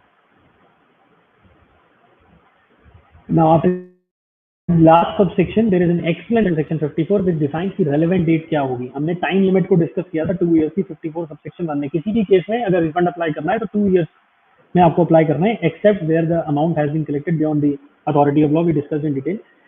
So in that case what would be the relevant date? So first case is export of goods के केस में, चाहे with payment हो चाहे without payment हो, यानी कि under LUT हो या without LUT हो, what would be the relevant date? कितने टाइम में आपको रिफंड अप्लाई करना है? दैट इज अगर गुड्स सी या एयर से एक्सपोर्ट किए जा रहे हैं तो from the date on which the ship और aircraft in which such goods are loaded leaves India, जिस दिन वो शिप या एयरक्राफ्ट इंडिया से लीव करेगा, यानी कि लेट एक्सपोर्ट ऑर्डर और एक्सपोर्ट जनरल मैनिफेस्ट जिस डेट का होगा, within 2 years from that date you can file the refund application in case of export. Export किया है तो जिस दिन आपके गुड्स कस्टम फ्रंटियर को पास करेंगे लैंड कस्टम स्टेशन के, उस दिन से आप 2 years में इस रिफंड को अप्लाई कर सकते हैं। पोस्ट के केस में डेट ऑफ डिस्पैच और गुड्स को कंसिडर किया गया है रेलेवेंट डेट। इसमें एक इशू आता है रेगुलरली कि जहाँ पे कोरियर के थ्रू जो बेसिकली एसएससी अमेजोन के थ्रू गुड्स एक्सपोर्ट कर रहे हैं, ई कॉमर्स एक्सपोर्टर्स हैं, उनके केस में गुड्स कोरियर के थ्रू एक्सपोर्ट होते हैं, कोरियर के थ्रू शिप होते हैं, उस केस में उनके पास शिपिंग बिल नहीं होता। So when they're applying for the refund before the authority, so then the authority is denying the refund. They're saying that you are not giving us shipping bills, we cannot process this refund claim. तो उनके case में I would like to bring to your information कि जो courier shipping company है जिसके through उनके goods courier हुए हैं, it is under the regulation 6(3) of Courier Import and Export Electronic Declaration and Processing Regulations 2010, courier shipping company को एक bulk shipping bill file करना होता है CSB 5, और आप अपनी courier shipping company courier shipping line से ये CSB 5 की कॉपी लें और डिपार्टमेंट में सबमिट करें, बेसिस पे आपका रिफंड अलाउ होगा। The next case is supply regarded as deemed exports. Now after this we will be discussing what is deemed exports. So in that case you have to remember that in case of deemed exports, जब आपने return उस particular period की file कर दी है under in GST 3B, उस date से 2 years count होते हैं। The date on which the return relating to such deemed export is furnished, that is considered as the relevant date। वहां से 2 years में आप रिफंड अप्लाई कर सकते हैं। डीम्ड एक्सपोर्ट के केस में basically you have to first pay, it is not zero rated supply, not equal to exports, but it is regarded as deemed export, we will study this। So in that case आप tax supplier पहले tax पे करता है और फिर उसका refund लेता है। So in that case he is entitled for filing refund claim from within 2 years from the date of filing of return। Then third is export of services with or without payment of tax। तो इस case में आपको refund application के लिए आपकी जो time limit 2 years की count होगी, that will be counted from the date of receipt of payment in convertible foreign exchange. If in case आपकी जो पेमेंट है वो बाद में आई है और सर्विसेज आप पहले ही सप्लाई कर चुके हैं, एंड इन केस आपकी पेमेंट एडवांस में आ गई थी और आपने सप्लाई बाद में की है, तो date of issuance of invoice, मतलब दोनों में से जो लेटर इवेंट है, आइदर रिसीट ऑफ पेमेंट और date of issue of invoice, इन दोनों में से जो लेटर इवेंट है, that will be considered as relevant date, and within 2 years from that date you can file the refund application। For this tax becomes refundable pursuant to कोई judgement आ जाता है, कोई ऑर्डर या डायरेक्शन आ जाता है appellate authority का, appellate tribunal का, जो आपके फेवर में है, जो आपको रिफंड अटाइटल करता है, तो आप रिफंड क्लेम कर सकते हैं within 2 years from the date of communication of such judgment. Next case is inverted duty structure, again very popular case. Now in this case there has been an amendment। 1 जुलाई 2017 से लेकर 31 जनवरी 2019 तक जो provision थे, according to that relevant date was end of the financial year। So suppose 2017-18 financial year, July 2017 से मार्च 2018 तक जो भी आपने इन्वर्टेड ड्यूटी की सप्लाई कर, उसकी relevant date 31 March 2018 end of the financial year मानी जाती थी. In case of refund of unutilised ITC, the end of the financial year in which such claim for refund arise.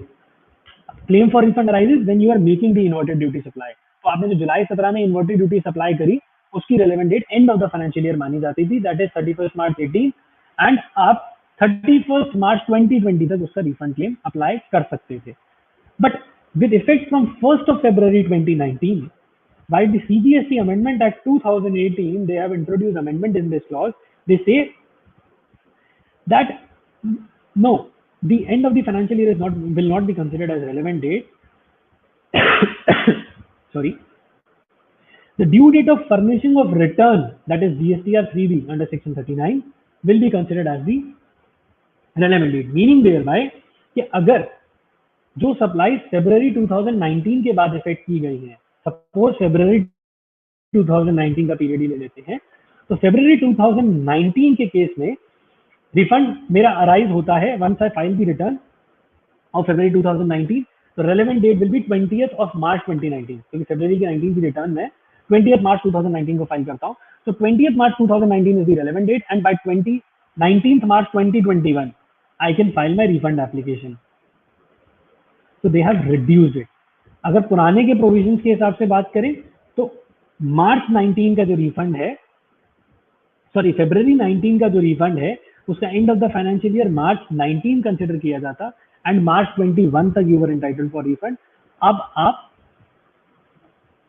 In this case मेरा example इस तरीके से है कि February is also coming around the end of the financial year. अगर मैं अप्रैल 2019 की बात करूं तो अमेंडेड प्रोविजंस के हिसाब से मैं मई 2021 तक रिफंड अप्लाई कर सकता हूं, whereas earlier I could have filed the refund application till 31 March 2022. अब एक कंट्रोवर्सी क्या आ रही है यहाँ पे, डिपार्टमेंट रिफंड डिनाई कर रहा है 17, 18 और 18, 19 के भी, जो कि 1st of February 19 के बाद फाइल हुए हैं.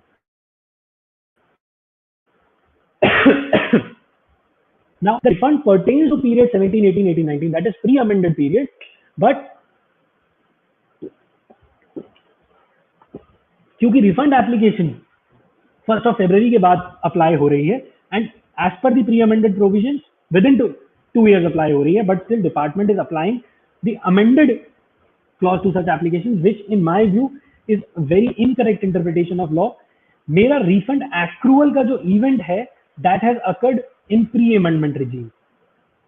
So pre-amended provision should apply for the purposes of applying time limitation. Pre-amendment के हिसाब से जो मेरी relevant date बनती थी, उसके हिसाब से मेरी time limitation of 2 years apply होनी चाहिए, ना कि just because I'm applying the refund after 1st of February 2019, post amendment provisions apply किए जाने चाहिए. So meaning thereby only with respect to supply is affected after February 2019. In February 2019 और after February 2019 ही नए provision को apply किया जाना चाहिए. February 19 से पहले जो मैंने ऑलरेडी सेल कर दी inverted duty supply inverted duty structure में, उसकी एप्लीकेशन की टाइम लिमिटेशन पुराने लॉ के हिसाब से ही डिटरमाइन की जानी चाहिए. This is what I wanted to discuss. Now next is payment of tax under provisional assessment. So in case of provisional assessment, the relevant date is date of adjustment of tax after the final assessment. जिस दिन आपका final assessment करने के बाद tax adjust हो जाएगा, उस दिन से अगर आपने प्रोविजनल असेसमेंट में ज्यादा टैक्स पे कर दिया था तो आप रिफंड के लिए इंटाइटल्ड हैं, और डेट ऑफ एडजस्टमेंट के 2 years के अंदर अंदर आप रिफंड फाइल कर सकते हैं. In case of a person other than the supplier, then in such case date of receipt of goods or services or both by such person. Now see, when I discussed 54 subsection 1, I told you that even an unregistered person can apply, even a consumer can apply if he has borne the incidence of tax. So in those cases, they have also provided what would be the relevant date, that is date of receipt of goods or services or both by such person. जिस दिन उसने goods receive किए हैं, service receive करी है, उस दिन से 2 years की टाइम लिमिट कंप्यूट होगी. And 8th is residual cases like excess payment of tax. In those cases, date of payment of tax will be considered as the relevant date. इसका एक और एग्जांपल हो सकता है डेट ऑफ फ्री डिपॉजिट. अगर आप कोई अपील फाइल करते हैं तो आपको 10% प्री डिपॉजिट पे करना है ऑफ द कंफर्म डिमांड का. Sorry, that is not that would not be the relevant example of this. Residual cases में आपका excess payment of tax is one of the example.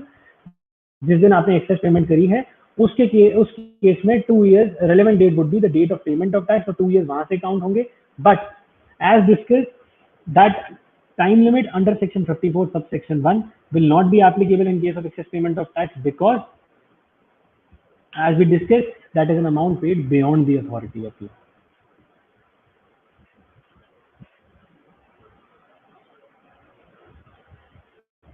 Now next is section 56. 55 we have already discussed.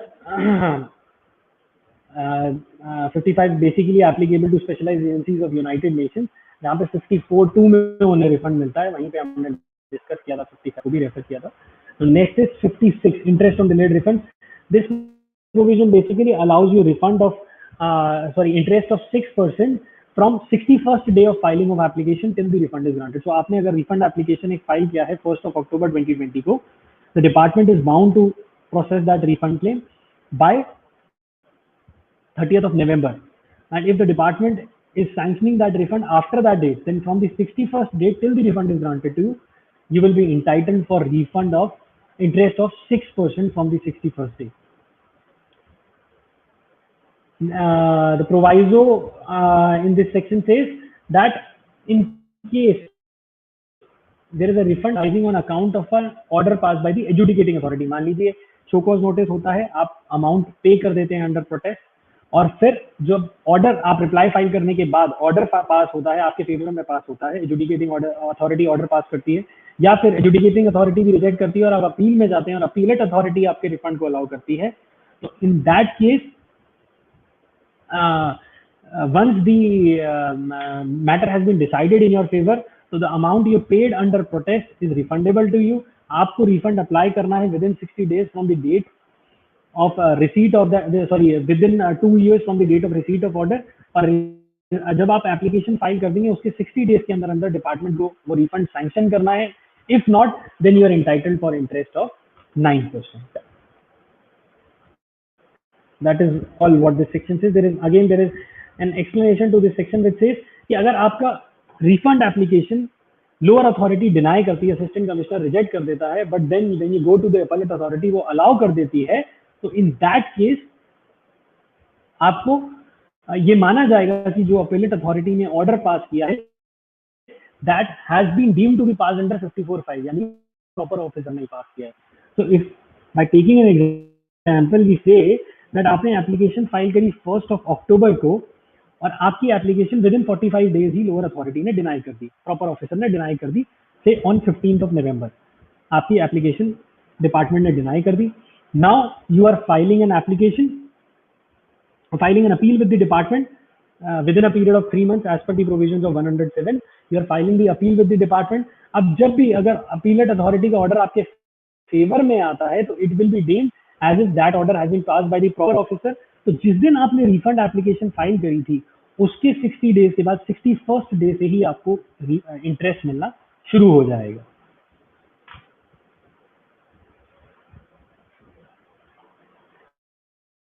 Next is section 77, tax wrongfully collected and paid to the central government or state government. Now this is a very common error which we are seeing in cases of our clients. जब भी हम annual return prepare करते हैं, audit करते हैं clients का, तो they have paid CGST and SGST instead of IGST, or they have paid IGST instead of CGST and SGST. So there is a saving clause which says that the tax paid under the wrong head will be refunded to you, and tax that has to be paid under the right head shall be paid by you, but no interest will be charged from you, because you have already paid the tax within the time limit, but you paid it under the wrong head only. So you will be refunded the tax which was paid under the wrong head, and you will be liable to pay the tax which is there under the right head. Now a discussion that can be done here is, suppose you filed an application after doing the audit of the client. You told the client that ये significant amount है जो आपने गलत head में पे कर दिया, आप सही हेड में पे करिए और गलत हेड में जो आपने ऑलरेडी टैक्स पे किया उसका रिफंड अप्लाई करिए। अब हम रिफंड अप्लाई करते हैं, तो when we apply for the refund the proper officer says कि आप पहले सही टैक्स पे करिए, उसके बाद ही हम आपको रिफंड देंगे। At that time you can take an argument before the officer that as per 5410 जो हमने अभी पढ़ा था, that once a refund is due to me and there is a demand outstanding against me, तो department के पास power है कि उन दोनों को वो एडजस्ट कर सकता है। So that argument can be taken by you. Instead of paying the correct tax first and then claiming the refund, department can adjust this, make this internet entry. And we will also study a case law on this basis later in my presentation.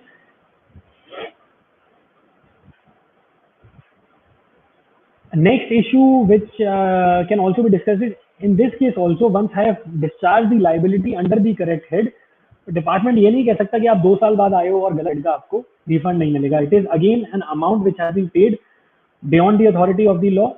उस पर time limitation apply नहीं, इस पर the established legal principles we have already discussed. Now section 147 deemed exports. Now deemed exports basically the government में deemed exports में जो चीज ध्यान रखने वाली, it is only applicable to in case of goods, and that too manufactured in India.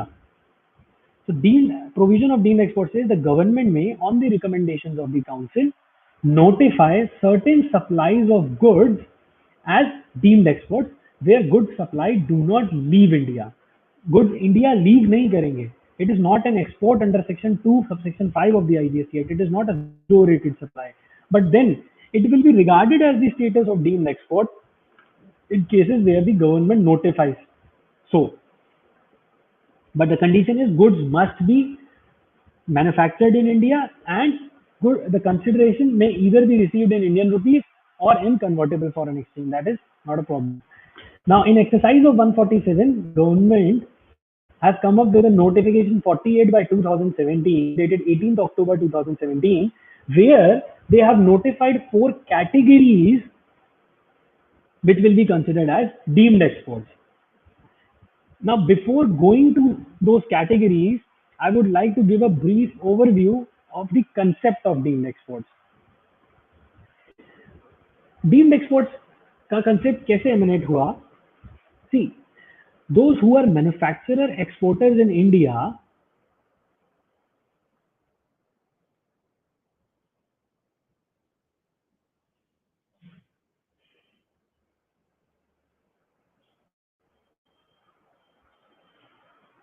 one moment.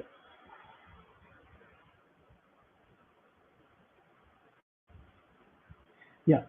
So those who are manufacturer exporters in India, under the foreign trade policy, they are entitled for an instrument called advance authorization. जो भी manufacturer exporters हैं, अगर वो एक particular limit के ऊपर अपनी exports करते हैं, तो फॉरेन ट्रेड पॉलिसी में उन्हें एडवांस ऑथराइजेशन मिलती है ताकि वो जो भी इनपुट्स इंपोर्ट करते हैं वो ड्यूटी फ्री इंपोर्ट कर सके for manufacturing that particular product, because they are contributing for towards earning of foreign currency. वो एक्सपोर्ट करते हैं, so they are allowed to import duty free inputs which will be used for manufacturing of that particular product by them, which will then be exported. So they can import these duty free inputs. ना तो उन्हें basic custom duty पे करनी होती है, ना ही IGST पे करना होता है इंपोर्ट पे। Now what happens is there is a supplier in India itself which is willing to supply those inputs. Let us take an example. The product which will be manufactured by the manufacturer exporter is product X, which is exported by him. And for manufacturing this product X, he requires input A, B, C, which he is importing from outside India duty free.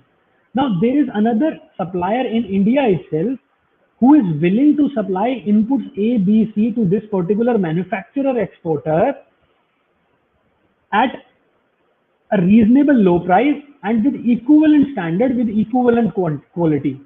मेरा product भी same quality का है, same standard का है, and मैं supply करना चाहता हूं इस मैन्युफैक्चरर एक्सपोर्टर को, बट मैन्युफैक्चरर एक्सपोर्टर मुझसे इसलिए नहीं परचेज करेगा because he is able to import the goods duty free, whereas जब मैं उसे सप्लाई करूंगा विद इन इंडिया, मेरे को फर्स्ट मुझे टैक्स पे करना होगा और मैं गवर्नमेंट को पे करूंगा, and then subsequently at a later stage he will be entitled for refund of that ITC when he has successfully exported the product, but there will be a considerable time period involved, so he will not be interested from buying from me, he will be interested in importing those goods. So in order to bring this Indian supplier at a level playing field with the foreign importer, with the foreign supplier, and also to arrest the outflow of foreign currency, because see, though that manufacturer supplier, when he was importing the goods from outside India, there was a significant outflow in foreign currency. He may be earning foreign currency on account of export, but then there is an outflow also in foreign currency when he is importing. So the net foreign exchange earning is reduced by that amount. But when an Indian supplier is willing to supply at reasonable price this product, and is meeting the standard as well as the quality, in order to bring him at level playing field and in order to arrest the outflow of foreign exchange, the concept of deemed exports has been introduced. And by rendering this particular transaction between the Indian supplier and the Indian manufacturer exporter as deemed export, they say that Indian input supplier who is supplying the inputs A, B, C to manufacturer exporter, he will first pay the tax and then he can claim the refund because it is a deemed export. So now if you understand, these categories have been notified as deemed export. Supply of goods by a registered person. So person is registered under GST in India, he is supplying goods against an advance authorization, meaning thereby there is a manufacturer exporter who is having an advance authorization and I am supplying the goods to him. So in order to bring me at level playing field, they have regarded my supply to this manufacturer exporter as deemed export. Now I will pay the tax to the government and then claim the refund. Or if he bears the incident, he can also claim the refund. That facility is also there. So second is supply of capital goods by a registered person against EPCG, Export Promotion Capital Goods Authorization. So this is also similar. A manufacturer exporter who is exporting product X, if he requires a machinery, particular machinery, if he imports it against EPCG authorization, he can import it duty free without payment of BCD and IGST. So then again, Indian supplier who is willing to supply that manufacturer exporter the machinery at a reasonable price and that too of equivalent standard in quality, he will be at disadvantage. So in order to bring this transaction at par, the supply of that registered person against EPCG authorization, which is being held by the manufacturer exporter, is regarded as deemed exports. The tax implication will be nullified. Now, supply of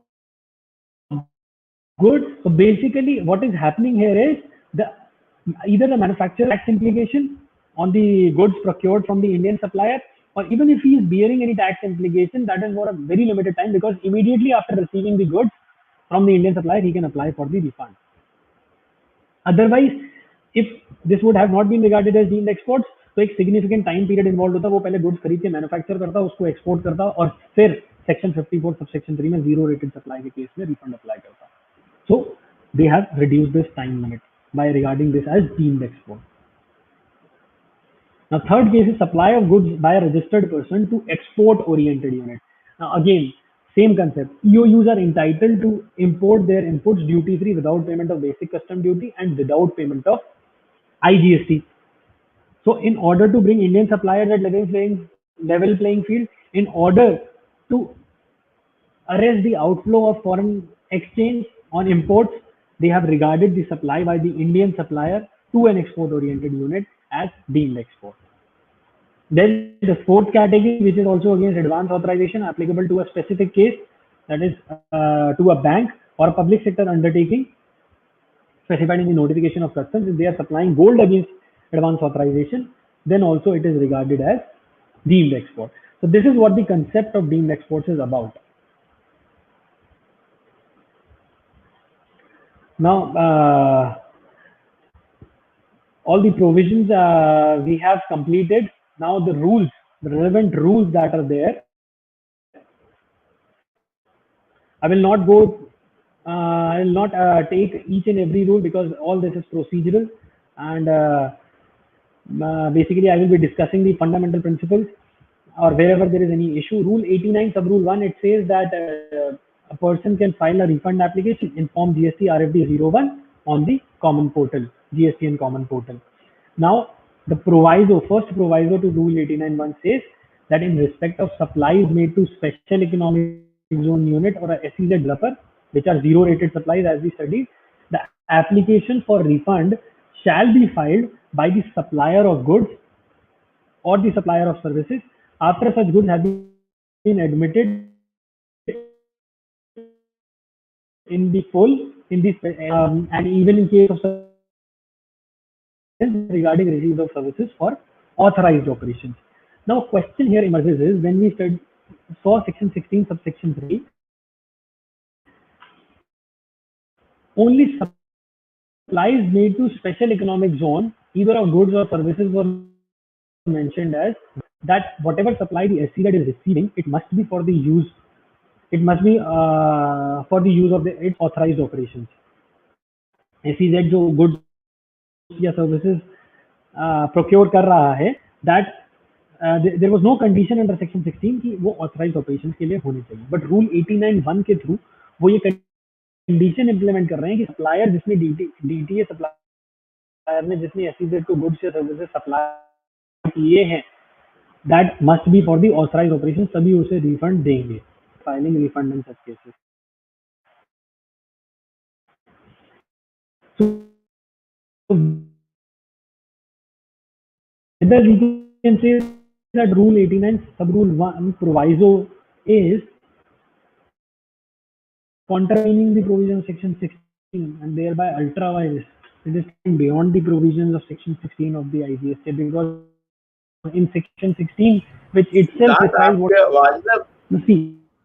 सिद्धांत आपकी आवाज break कर रही है, आप अपनी ना video बंद कर दो, आपका शायद इंटरनेट अनस्टेबल है. A registered person can claim refund of unutilized ITC or integrated tax paid on zero rated supply of zero rated supply of goods or services or both, subject to such conditions, safeguards and procedures. So, is it a safeguard that has been implemented by rule 89 sub rule 1?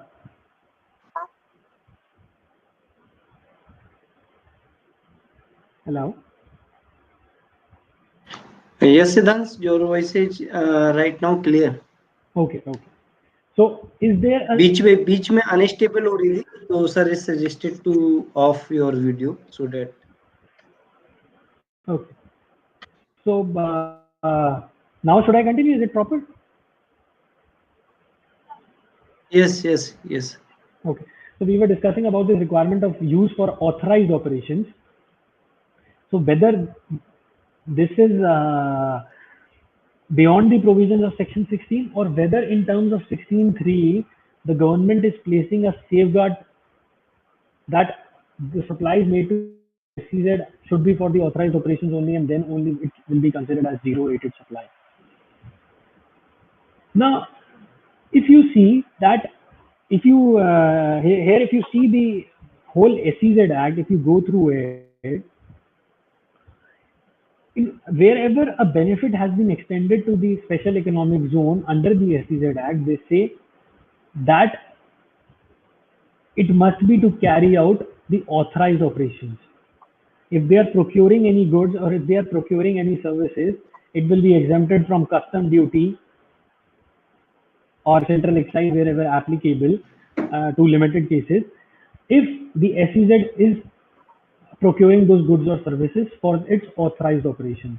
And similarly, in various other provisions, the benefit is being extended to the SEZ only if it is undertaking authorized operations. So on this principle only, CBIC has issued a circular which wherein they, by referring section 16 subsection 1, by referring the section 16 subsection 3 and the SEZ Act as a whole, they say that a conjoint reading of the above legal provisions, that is 16.1, 16.3, Rule 89 sub Rule 1, wherein it is enacting a condition of authorized operations, and the SEZ Act reveals that the supplies to SEZ developer or SEZ unit shall be zero rated, and the supplier shall be eligible for refund of unutilized ITC or integrated tax paid as the case may be, only if such supplies have been received by the developer or unit for authorized operations. So the circular says that only if you are supplying the goods or services to SEZ for its authorized operations, then only it will be considered as zero rated, otherwise not. And on this line, an advance ruling also I would like to bring to your knowledge, which says, I will just read the relevant para, which says the provisions of section 4.2 and section 15 subsection 9 of the SEZ Act are referred to, which provide that each SEZ unit is allowed to carry out predefined activities termed as authorized operations to be eligible to avail the benefits of being in the SEZ Act. So it says to be eligible to avail the benefits of being in the SEZ Act, it must undertake authorized operations. So the activities to be carried out have therefore to be strictly in consonance with the authorized operations certified by the proper officer of the SEZ. Though the IGST Act in section 16 subsection 1 clause B does not categorically say that supply of goods and services should be for the authorized operations, it is implicit therein,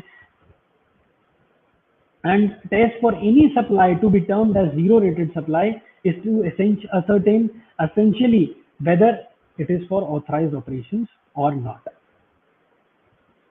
So both the circular and the ruling say that it must be for the authorized operations. Now we can expect litigations on this particular provision, that whether the requirement of authorized operations is must or not, because section 16 nowhere states that it must be for the use of authorized operations by the SEZ. Now the second proviso talks about deemed exports, that either the recipient of deemed export supplies or the supplier, whosoever has borne the incidence of tax, any of the person can file refund application. So if I am supplying goods or services to if I am in case of deemed exports, only goods are covered. So if I am supplying goods to an export oriented unit, then my supplies are deemed exports. Either I can pay the tax out of my own pocket and apply for the refund, or I can charge it from the EOU and subsequently EOU can file the refund claim. Next is applicable to casual taxable person and non-resident taxable persons, which we have already discussed in section 54 subsection 13. So nothing is there, it just prescribes the procedure. Next is 89.2, which prescribes the documentary evidences. I was talking about it when we were dealing section 54 subsection 4. It talks about the what documentary evidences I am required to furnish while filing my refund application. For example, in case of export of goods, shipping bills and EGM is one of the documentary evidence. In case of export of services, one of the documentary evidences furnishing of BRC and FIRC. Now, the next rule is Rule 89. I will quickly brief through these rules because they are merely procedural in nature and one can come to know about it. There is nothing which needs to be deliberated upon. Just by reading, one can get to understand this. In terms of Rule 89.3, they say, जो भी आप input tax credit का refund apply करेंगे under section 54 subsection 3, वो debit हो जाएगा आपके electronic credit laser से, which is fair and just, so that you cannot use it when filing the returns of next period towards payment of tax. 89 sub rule 4 and 5 we have discussed what are the challenges therein. The next is Rule 90. Rule 90 says that once you have filed an application for refund, within 15 days from the date of filing of refund application, If the application is correct in all respects, then the proper officer shall issue you an acknowledgement in RFD 02. Otherwise, if there is any deficiency, he will communicate you the same in form RFD 03, requiring him to then after the deficiency has been issued, then the applicant is required to fresh a file a fresh application after rectification of such deficiencies, after removal of such deficiencies. Now, why I am discussing in particularly in detail this rule is, again, a dispute is arising.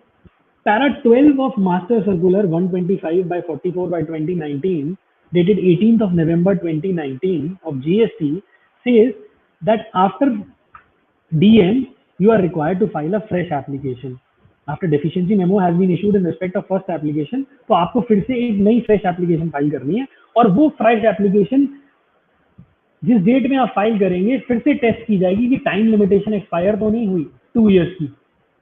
So if you have exported the goods in July 2020 and let us say you are filing the refund application in June 2022, 15th of June 2022, you are filing the refund application just 15 days before the expiry of time limit, and on 28th of June 2022, proper officer says कि आपने ये document file नहीं किया, I am issuing you a deficiency. Now, by the time you were able to rectify the deficiency, 5 days expired, and you filed the fresh application, which is being termed as fresh application, though it is not principally a fresh application, it is a refiling of application after removal of difficulties. So once you are filing the application on 5th of July, that application is time barred. As per this circular, this is what it means. But in my opinion, the clarification is not as per the legal proposition of law. It has already been held in various judgments, including one I have mentioned here by the CSTAT Bangalore, that the original date of filing of application should be reckoned for the purposes of time limitation. जिस दिन मैंने 15th of July 2020 को जो 15th of June 2020 को जो पहली application file करी थी, that should be reckoned for the purposes of time limitation, and refiling of application after removal of difficulties should not be considered for the purposes of time limitation. So this is what I wanted to discuss. This circular, this matter, if the lower authorities are denying the refund in such cases, if the refiled application is after a period of time limit of 2 years, but when the matter will reach before the tribunal or the courts, I am certainly sure that this very clarification will be read down and struck down, because next is Rule 91. Now, Rule 91 is in pursuance of Section 54, subsection 6, which we have already studied, provisional refund of 90%. It is just laying down a procedure for that. Practically, no, the department is not following it. It also further lays down a condition. This assessee, immediately preceding 5 years, if he has been prosecuted for any offence under GST or under the existing law, अभी 5 years हुए ही नहीं है, तो इस case में अगर किसी assessee जिसने refund अप्लाई किया है on account of zero rated supply of goods or services, और पिछले 5 सालों में if he has been subjected to prosecution where tax evasion was more than 2.5 crores, तो उसकी एप्लीकेशन को पूरा स्क्रूटनाइज किया जाए और उसके बाद ही दिया जाए, उस ऐसे व्यक्ति को प्रोविजनल रिफंड ना दिया जाए. डिपार्टमेंट हर किसी के केस में ये रिफंड प्रिंसिपल फॉलो कर रहा है, किसी को प्रोविजनल रिफंड दे ही नहीं दे रहा है. Now next is Rule 92. Rule 92 basically says nothing. अगर एप्लीकेशन आपकी पूरी स्क्रूटनाइज करने के बाद प्रॉपर ऑफिसर को ये लगता है कि रिफंडेबल है, तो he will issue an order. But if he feels that the amount is not refundable, he first has to issue a show cause notice to you and give an opportunity of hearing. And then after giving you an opportunity of hearing, only he can pass the order, whether accept your contention or whether he can reject it. But if he directly rejects your application without issuance of show cause notice, then it will be contravening the provisions of Rule 92, and also it will be violation of principles of natural justice. In a few recent cases by the Delhi authorities, I have seen कि department ने show cause notice serve किया on a particular date, say 1st of October 2020, and I am entitled to file the reply by 15th. till 15th. But they give me a time period of 5 days for appearing in personal hearing, and because I did not appear in personal hearing before even expiry of 15 days, law gives you time to file reply within 15 days.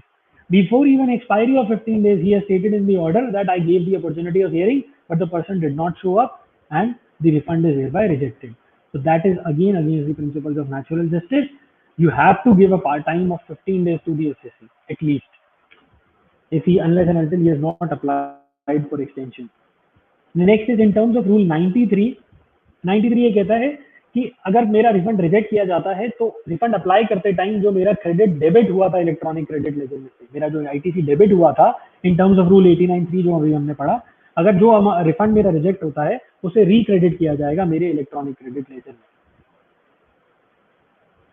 And rule 94 provides for order sanctioning interest on delayed refunds, nothing else. आपको जो delayed refunds पे 61st day से लेकर के जब तक आपका refund sanction होता है आपको 6% इंटरेस्ट मिलेगा. And rule 95 is basically लेस्ड on the procedure for that. Now next is rule 95A. This rule is an additional facility which is being given to retail outlets which are located beyond the immigration counters. It is having a limited applicability, so I will discuss it with you in brief.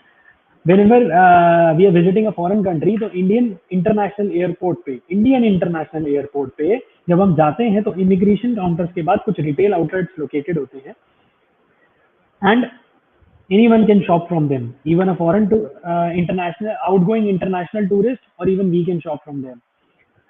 Now, if an international outgoing tourist is doing any shopping from them and then he is traveling abroad, it is an export.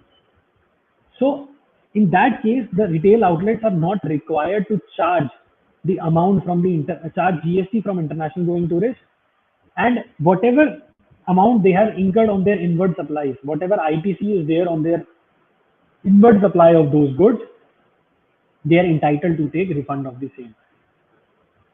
So if they are selling any particular good to an international outgoing tourist, तो वो उससे GST charge नहीं करेंगे,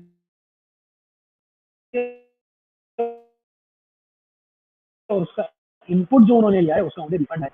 condition the consideration in convertible from, though there is no condition in section 2 subsection 5 which talks about what is export of goods. वहाँ पे कोई condition नहीं है कि आपको एक्सपोर्ट ऑफ गुड्स के केस में फॉरेन एक्सचेंज रिसीव करना है, बट रूल 95A में ये कंडीशन है कि आप इंटरनेशनल आउटगोइंग टूरिस्ट को अगर कोई गुड सेल करते हैं तो कंडीशन तो जो कंसिडरेशन है वो फॉरेन एक्सचेंज में आनी चाहिए. Here the one thing that needs to be discussed is who is outgoing international tourist. क्या अगर मैं लंदन जा रहा हूँ और मैं इस तरीके के आउटलेट से जो कि इंडियन इंटरनेशनल एयरपोर्ट पे लोकेटेड है और उससे मैं कोई सामान खरीदता हूँ, तो क्या उस केस में रिटेल आउटलेट को रिफंड अलाउ होगा? तो उस केस में नहीं, रिफंड अलाउ नहीं होगा, because I am an Indian resident. मेरे को वो मुझसे GST चार्ज करेगा और मेरे को वो बियर करना होगा. Only in case say my friend visited from London to India and then he is going back, उस केस में अगर वो कोई गुड शॉपिंग करता है इन रिटेल आउटलेट से, तो जो भी सेल होगी उस पे इनवर्ड सप्लाईज पे इन रिटेल आउटलेट्स को रिफंड मिलेगा. They are not required to charge any tax from my friend who is an international outgoing tourist. It shall mean a person not normally resident in India who enters into India for a stay of not more than 6 months for legitimate non-immigrant purposes.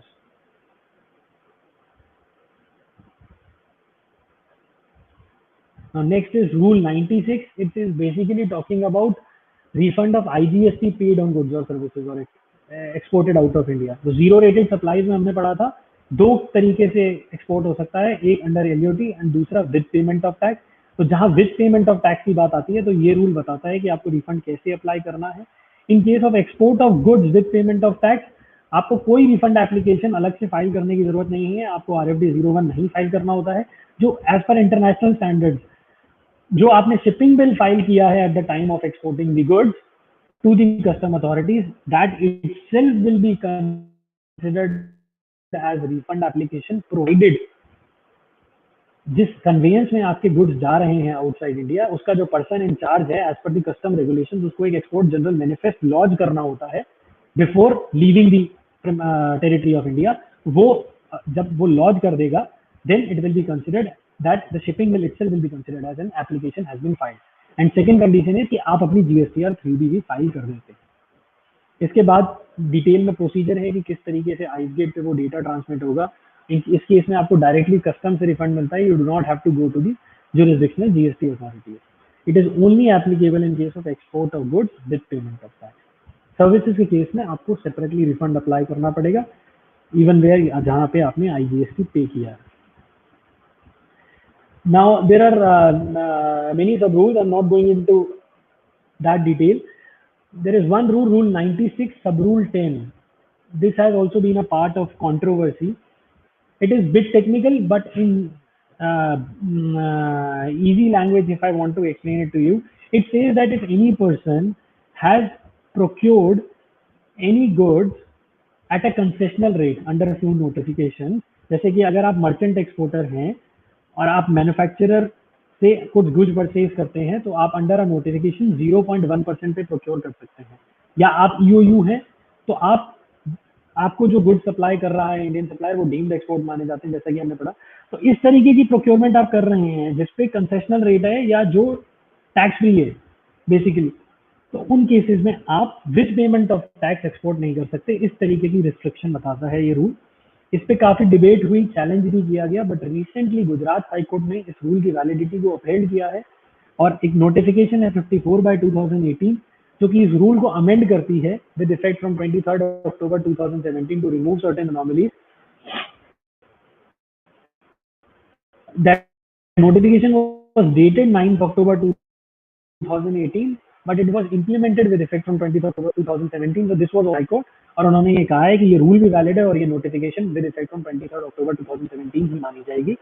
तो ये basically restrict करता है exporters को, certain class of exporters जो कि goods procure कर रहे हैं at concessional rate of tax और टैक्स, उनको रेस्ट्रिक्ट करता है with payment of tax export करने में। They are required LUT and then only they can export.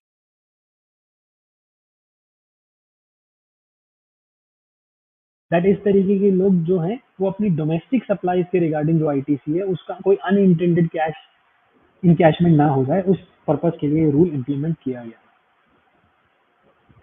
एक एक्सप्लेनेशन भी ऐड की गई थी इस रूल में कि अगर आपने ड्यूटी फ्री, जैसे ईओयू ने अगर गुड्स इनपुट्स इंपोर्ट किए तो वो ड्यूटी फ्री इंपोर्ट कर सकता है। अगर उसने ड्यूटी फ्री इंपोर्ट किए हैं, BCD भी पे नहीं किया और IGST भी नहीं पे किया, फिर तो वो without payment of tax he opt कर सकता है। बट अगर उसने BCD नहीं पे किया लेकिन IGST पे कर दिया, then it is out of this rule and it can export with payment of tax as well. So that is what it was all about, Rule 9610. Now further moving to Rule 96A.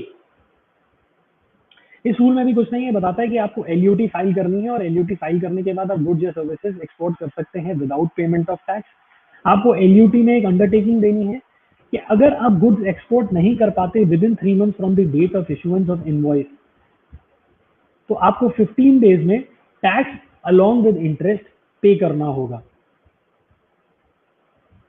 ये इस rule में ये commissioner को भी power दी गई है कि अगर असेसी अप्लाई करता है तो वो इस टाइम पीरियड को 3 months को एक्सटेंड भी कर सकता है, because in some cases goods are not exported within a period और goods not be exported within a period of 3 months। तो आप अप्लाई कर सकते हैं, एक्सपोर्टर अप्लाई कर सकता है कमिश्नर के पास कि मेरे इस पीरियड को एक्सटेंड किया जाए और मैं इतने दिन में गुड्स को एक्सपोर्ट कर दूँ। सिमिलरली क्लॉज बी है इन case of respect of services, वो ये कहता है कि अगर आप विद इन 1 year अगर आप कंसिडरेशन नहीं रिसीव कर पाते, which is an essential condition for export of services, अगर आप कंसिडरेशन नहीं रिसीव कर पाते इन कन्वर्टेबल फॉरेन एक्सचेंज और जहां RBI ने परमिट किया है, फॉर एग्जांपल नेपाल, भूटान, अगर आप कंसिडरेशन INR में रिसीव नहीं कर पाते तो फिर आपको with in 15 days from the expiry of 1 year tax पे करना है अलॉन्ग विद इंटरेस्ट। अब ये एक सेफगार्ड है जो कि in terms of section 16 subsection 3 you can say, जहाँ पे वो ये कहते हैं कि LUT में सप्लाई कर सकते हैं या विद पेमेंट ऑफ सप्लाई कर सकते हैं with subject to such safeguard conditions and procedure as may be prescribed. तो गवर्नमेंट ने ये एक सेफगार्ड प्लेस किया हुआ है, एक अनरीजनेबल टाइम के बियॉन्ड हम LUT को माने नहीं मानेंगे कि आप 3 months एक्सपायर हो गए हैं या एक्सटेंडेड पीरियड भी एक्सपायर हो गया है और आपने गुड्स एक्सपोर्ट नहीं किए हैं, या 1 ईयर का टाइम एक्सपायर हो गया है और आपने consideration foreign convertible foreign exchange में रिसीव नहीं की है, और such further period as will be allowed by the commissioner. Now this is fine, no issue.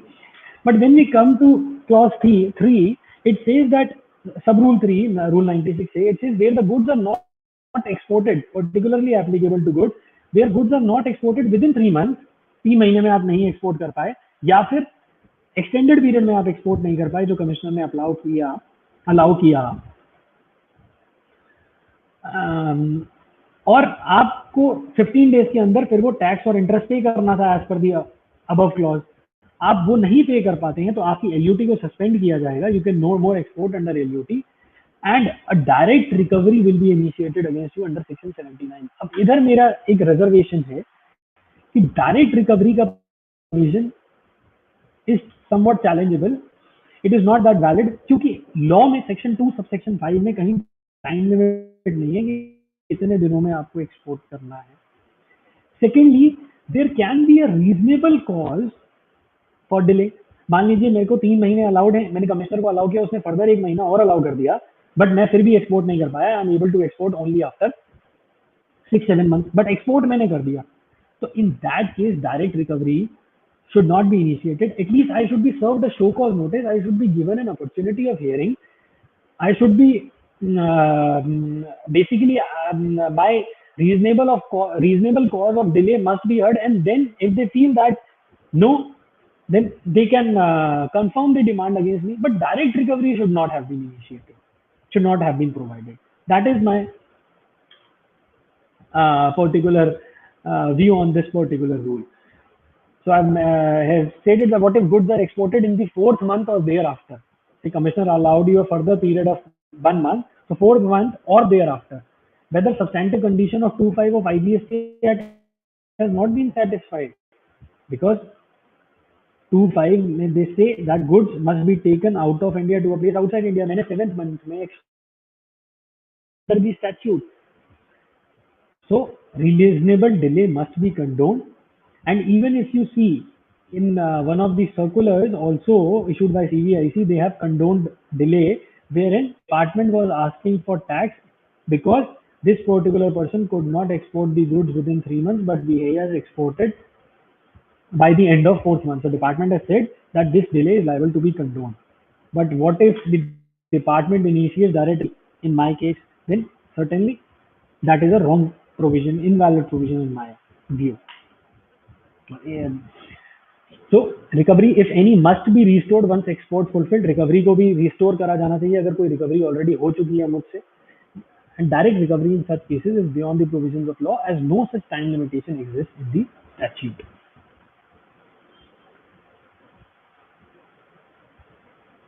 Now next, this is recent issues.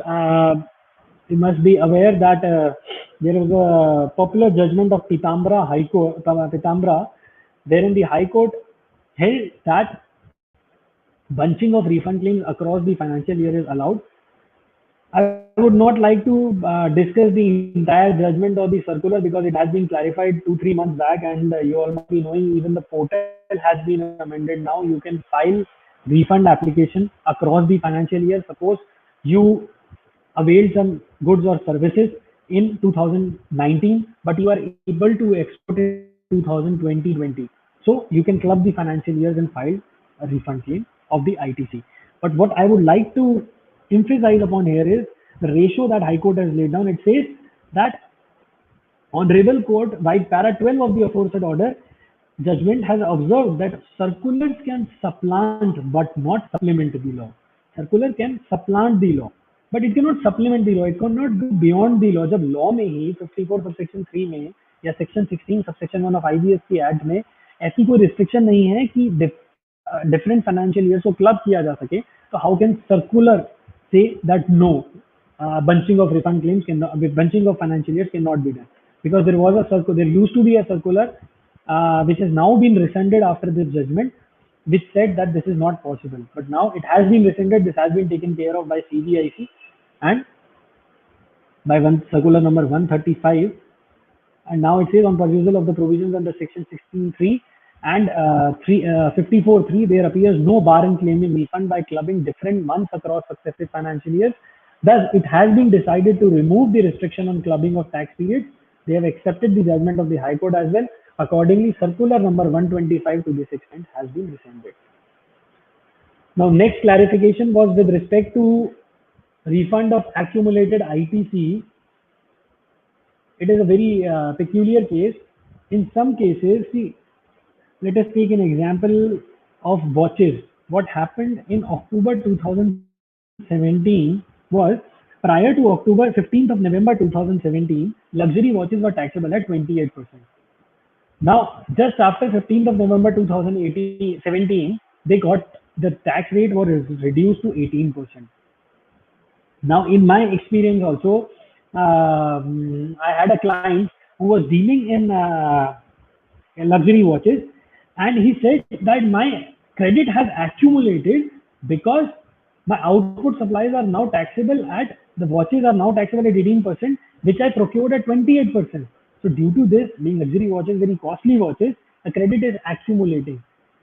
So he said that I should be entitled for refund. But now, barring the, leaving that case apart, I just wanted to explain you with the help of an example. Now the circular says that the provision section 54 subsection 3 clause 2 inverted duty structure, जो हमने पढ़ा कि tax on imports is higher than rate of tax on output supplies, is not intended for such cases.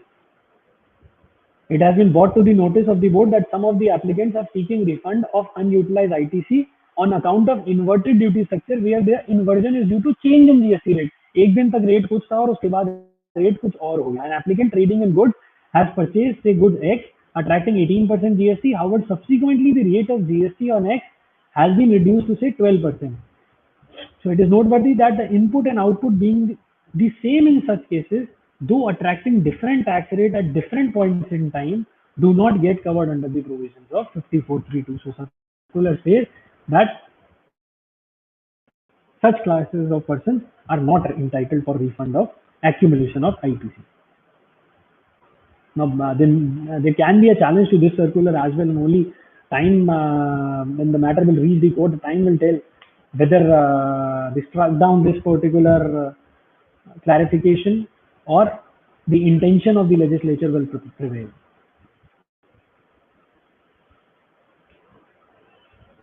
Now, next is circular 135. This basically talks about there was an amendment with effect from 20th March 2020.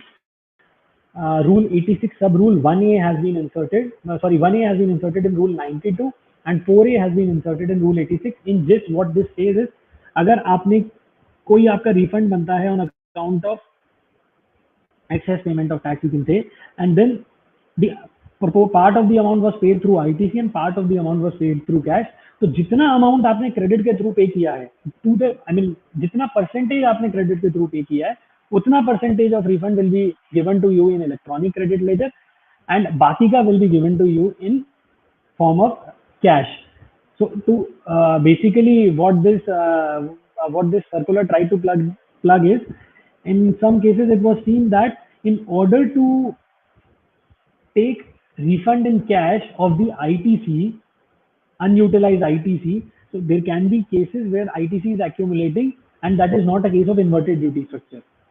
So in those cases what people were doing is, if tax is payable amounting to rupees 1 lakh rupees in GST or 3B, वो जानबूझ के 10 लाख रुपए 3B में पे कर रहे थे और अपने क्रेडिट को यूटिलाइज कर रहे थे पे करने के लिए और फिर उसका रिफंड ले लेते थे कैश में. So 9 lakhs of ITC got encashed by this practice. Now they have the CBIC has issued a circular. They have amended the rule. The government has amended the rule 86(4)(a), 92(1)(a), saying that जितना amount आप access में पे करेंगे credit के through उतना आपको percentage credit में refund मिलेगा और जितना आप कैश में पे करेंगे प्रोपोर्शनेटली ही उतना कैश में रिफंड मिलेगा. Which is a good judgment, good amendment. Now this is illustration. Next is guideline for refunds on ITC under section 54 subsection 3. This basically this circular 135 another issue was clarified कि आपको जो in accordance with 36 sub rule 4 जो कि ये कहता है कि maximum आप 2A के बियॉन्ड 10% आईटीसी ले सकते हैं, तो आपको रिफंड भी सिर्फ उतने ही जो 2A में रिफ्लेक्ट हो रहा है, सिर्फ उसी आईटीसी का रिफंड मिलेगा, उसके बियॉन्ड आपको रिफंड नहीं मिलेगा. Now here I wanted to discuss one thing. See, 2A is not having any legal sanctity. 2A is basically a tool which has been implemented on the GSTN portal for reconciliation of sale and purchase. Whatever the supplies are being reported by a supplier, they are getting reflected in your 2A to reconcile. But 2A cannot be made a basis to deny your ITC, which is a trending practice going on in the department कि जितना amount ITC reflect नहीं हो रहा है 2A में, आप उसको propose कर दो कि ये डिनाई क्यों नहीं होना चाहिए. So, and even professionals, even the businessmen are taking it very particularly कि हमारा 2A में क्रेडिट नहीं शो हो रहा, हमारा क्रेडिट डिनाई हो जाएगा. Now in this particular scenario, I would like to discuss that, see, section availment of ITC is governed by section 16 of the CGST Act. Section 16(1) says you are entitled for credit of goods or services used in the course or furtherance of business. Section 16(2) lists down broadly 4 conditions which are required to be satisfied for availment of credit. First, you must have tax invoice in possession. Second, you must have received the goods or services.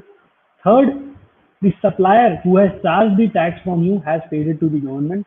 And fourth, you have filed your GST return under section 39. Then again in the second proviso, there is a condition that you should have paid the amount, value of supply and the tax applicable thereon within 180 days to your supplier. Now, nowhere in the entire section that refer to a GSTR 2A. Nowhere. So once under the law, the ITC is not being allowed or disallowed on the basis of GSTR 2A, how can GSTR 2A deny my ITC? Or they can even disallow my refund on that basis. Certainly they have issued a circular, there is a rule 36(4) which says that only up to 10% more you can claim 2A. So if in 2A your ITC is 10 lakh rupees, you can claim 11 lakh rupees, irrespective of the fact that your books of account are showing ITC during that particular period as 20 lakh rupees. So this particular thing will become an area of litigation in the times to come, certainly.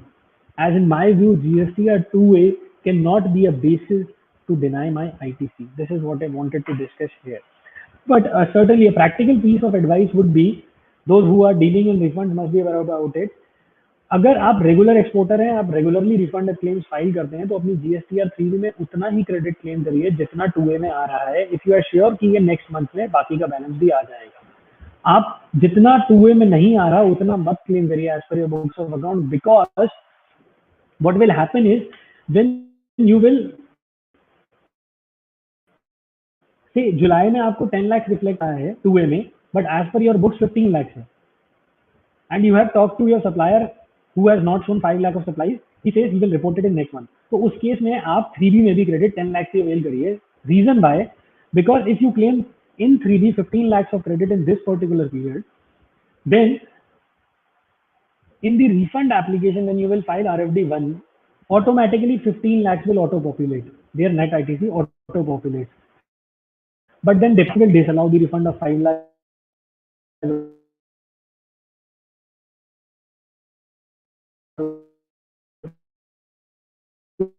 because it is not period when it will not auto-populate in GST RFD 1, because in that period you have not mentioned it in GST or 3B. आप फिर से तो उसे 3B में mention करेंगे नहीं. So in that case there is a problem. So it is advisable कि जितना 2A में क्रेडिट अगर आप रेगुलरली रिफंड फाइल करते हैं और एंड यू आर श्योर कि सप्लायर नेक्स्ट पीरियड में उसे ऑटो पॉपुलेट कर देगा, there is no issue, then practically you can take such a call. But legally 2A has got no sanctity, no basis.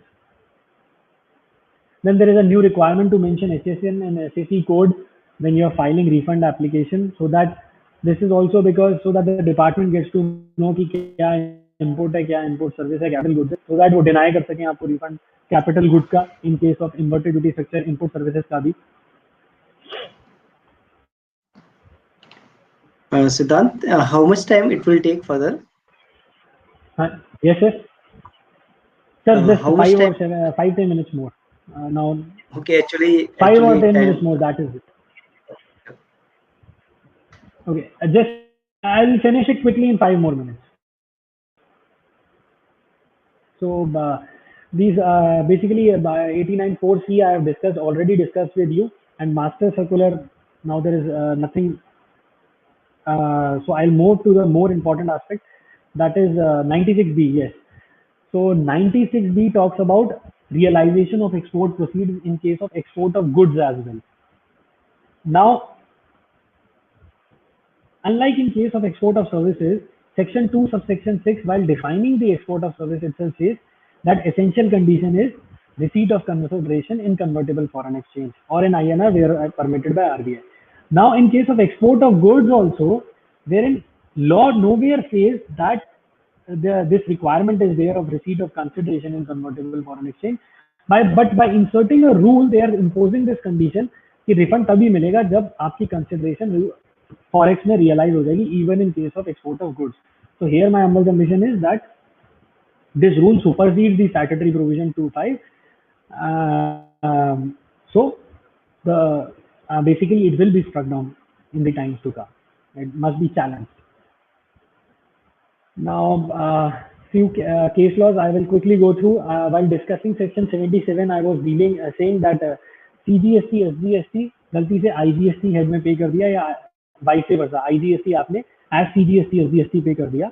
तो Kerala high court में यहाँ यही कहा गया कि आप के पास पावर है, कॉर्पोरेट के पास पावर है कि जो रिफंड ड्यू है और जो डिमांड आउटस्टैंडिंग है उन दोनों को एडजस्ट कर दिया जा सके under section 54 subsection 10. So that should be done instead of putting assessee in an inequitable basically circumstance कि आप पहले उससे टैक्स डिमांड मांग रहे हैं और उसके बाद उसे रिफंड देंगे. Instead of doing that, you adjust it interhead. तो उन्होंने डिपार्टमेंट को ही ये डायरेक्शन दी कि आप खुद ही जो उन्होंने गलत टैक्स पे किया है उसको सही टैक्स के साथ एडजस्ट कर लें and do not ask any assessee to do any tax. Then this was Amit cotton industries. इन्होंने इस केस में पार्टी ने ड्रॉबैक क्लेम किया था, हायर ड्रॉबैक क्लेम किया था, and that is why their refund of unutilised ITC was being denied, क्योंकि proviso है, हमने पढ़ा सेक्शन 54 सब सेक्शन 3 में. But party was willing to reverse the drawback as it was significantly lower than the amount of refund. But then department said that no, you cannot be entitled to refund once you have claimed the drawback. So then they reached the High Court. Gujarat High Court said that once they are willing to refund, then they are willing to refund the drawback. Then it will be treated that drawback has never been claimed and the refund has to be allowed. Now in Vedanta Limited, this matter reached the Madras High Court. What happened was they made the export of goods with payment of tax. Now, while filing the shipping bill, the value of goods was was less, but when the goods reached the buyer, and due to some trade issues and the product was such that basically there was change in rate in London Metal Exchange, and due to that price of the product was affected. So assessee को 94 lakh rupees further pay करना पड़ा, 2 crore rupees further pay करना पड़ा. At the time of supplying the goods, at the time of issuing the invoices, at the time of making the export, he paid 94 crores as IGST. But due to revision of price of the product, उसने further 2 crore रुपए और पे करना पड़ा उसे as IGST. But customs were denying the refund क्योंकि उनके पास कोई मॉड्यूल नहीं था. डायरेक्टली उन्होंने ये कहा कि सारा सिस्टम ऑटोमेटेड है, इन्होंने as per shipping bill 94 crore pay किया है, so we can only allow him refund of 94 crore. So this entity reach the high court that since it has paid more 2 crore rupees with in case of export, so it should be entitled. And Madras High Court says that automated system least bothered if the assessee has paid 2 crore rupees in as per the provisions. And they have exported the goods, they are entitled for the refund of 2 crores as well. VKC footsteps, we have already discussed. Gujarat High Court inverted duty structure 89.5 struck down, ultra virus of 54.3. TVL,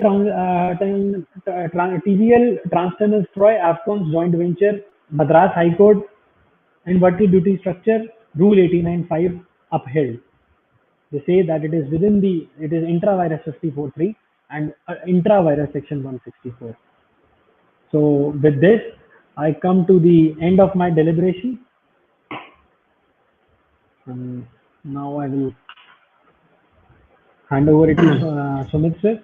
Uh, Thank you, Siddhantji, for your wonderful and detailed deliberation. And a few queries are there, so I would like to respond. I'm displaying those queries on your Sure. screen. So let me stop sharing the screen first. I have stopped.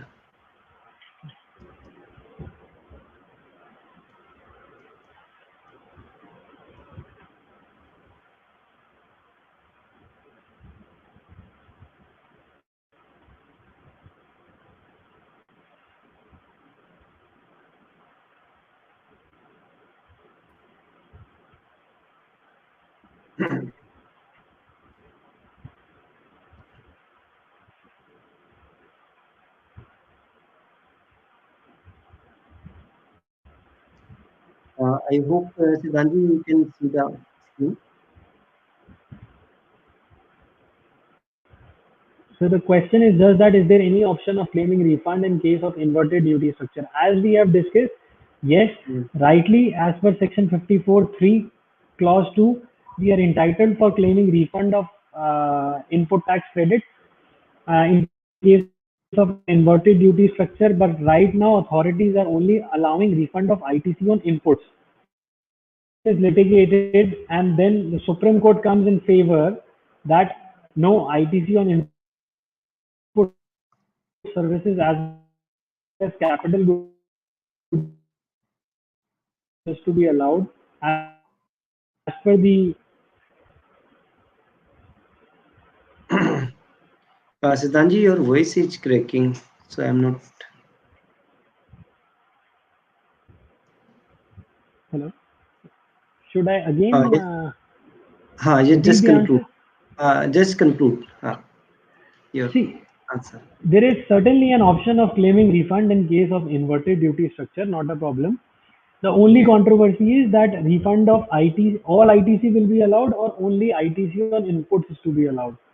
So that certainly will reach the Supreme Court and once the final proposition is laid down. But yes, you should file it so that if Supreme Court allows in favor of HSC, you are able to get the refund. Okay. Next question from Bharti Sharma, you can see on the screen.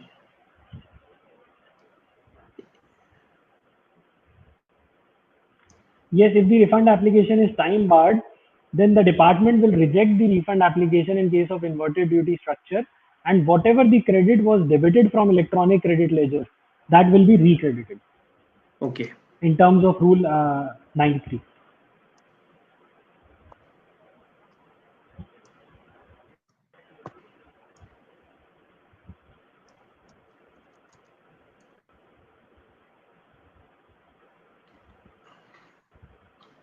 Next question You from can apply Manoj. for the refund online.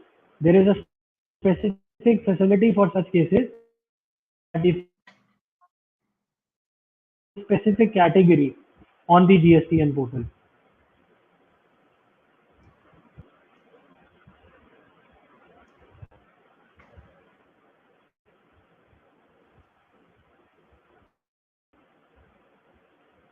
Sir, refund certainly can be claimed. There is no restriction if you are exporting the goods to Nepal. But yes, this is a problem which is arising that EGM is not verified at ICE gate in such cases. So then you will have to, if the lower authority is rejecting the refund application, you will have to file an appeal. Certainly it will come in your favor if you are able to satisfy that you have justified that the export has actually been completed. If not on the basis of EGM, then other significant documents uh, can be you can take a confirmation from the buyer in Nepal, or a confirmation, a certificate can be taken from the custom authorities that yes, they crossed the customs frontier of India such documents can be taken, and on that basis, your export can be justified. This is a problem which is coming. If EGM is not be able to verify, practical problem is there. Dealer who pay late fee. No, late fee, if it has been waived, but you have paid it already, then it will not be refunded. They initially somewhere said that it will be recredited, but in number of cases they have, in all the cases they have nowhere refunded it. It is something like amnesty scheme. If you have already paid the tax, then there is no question of amnesty scheme, and then you cannot enjoy the benefit. If the amount is due, then you can avail the benefit of amnesty scheme. But if you have already paid it prior to amnesty scheme, then the refund is not, you are not entitled for the refund.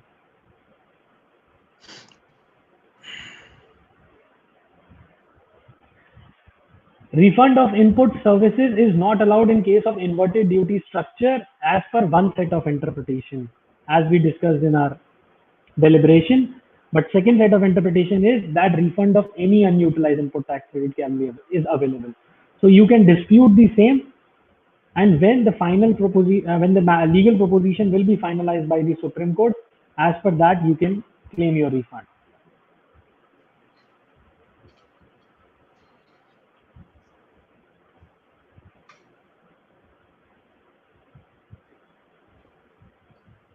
Yes, if you are exporting goods through DHL and it is providing you services, it has charged IGST from you. Input services are allowable as refund in case of zero-rated supply, no issue. You have used this service in the course of your business. You are entitled for ITC as well as refund. Siddhantji, this is all, and I hope you have wonderfully answered to all the queries. And I once again thanks to acknowledge the presence of Dr. C. Ashok Batraji, who always motivate young members to come and enlighten the members at large. Before concluding the session, sir, you would like to say anything you would to add?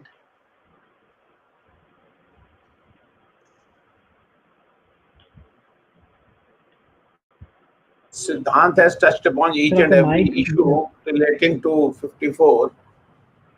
I just want to say, in order to be a good, efficient fiscal law, the way the demand of tax is to be paid by the assessee, similarly, it is the onus on the department to refund the excess amount which has been paid by the applicant. It should be applied both ways, but we all understand taking refund from the department requires tan, man, dhan.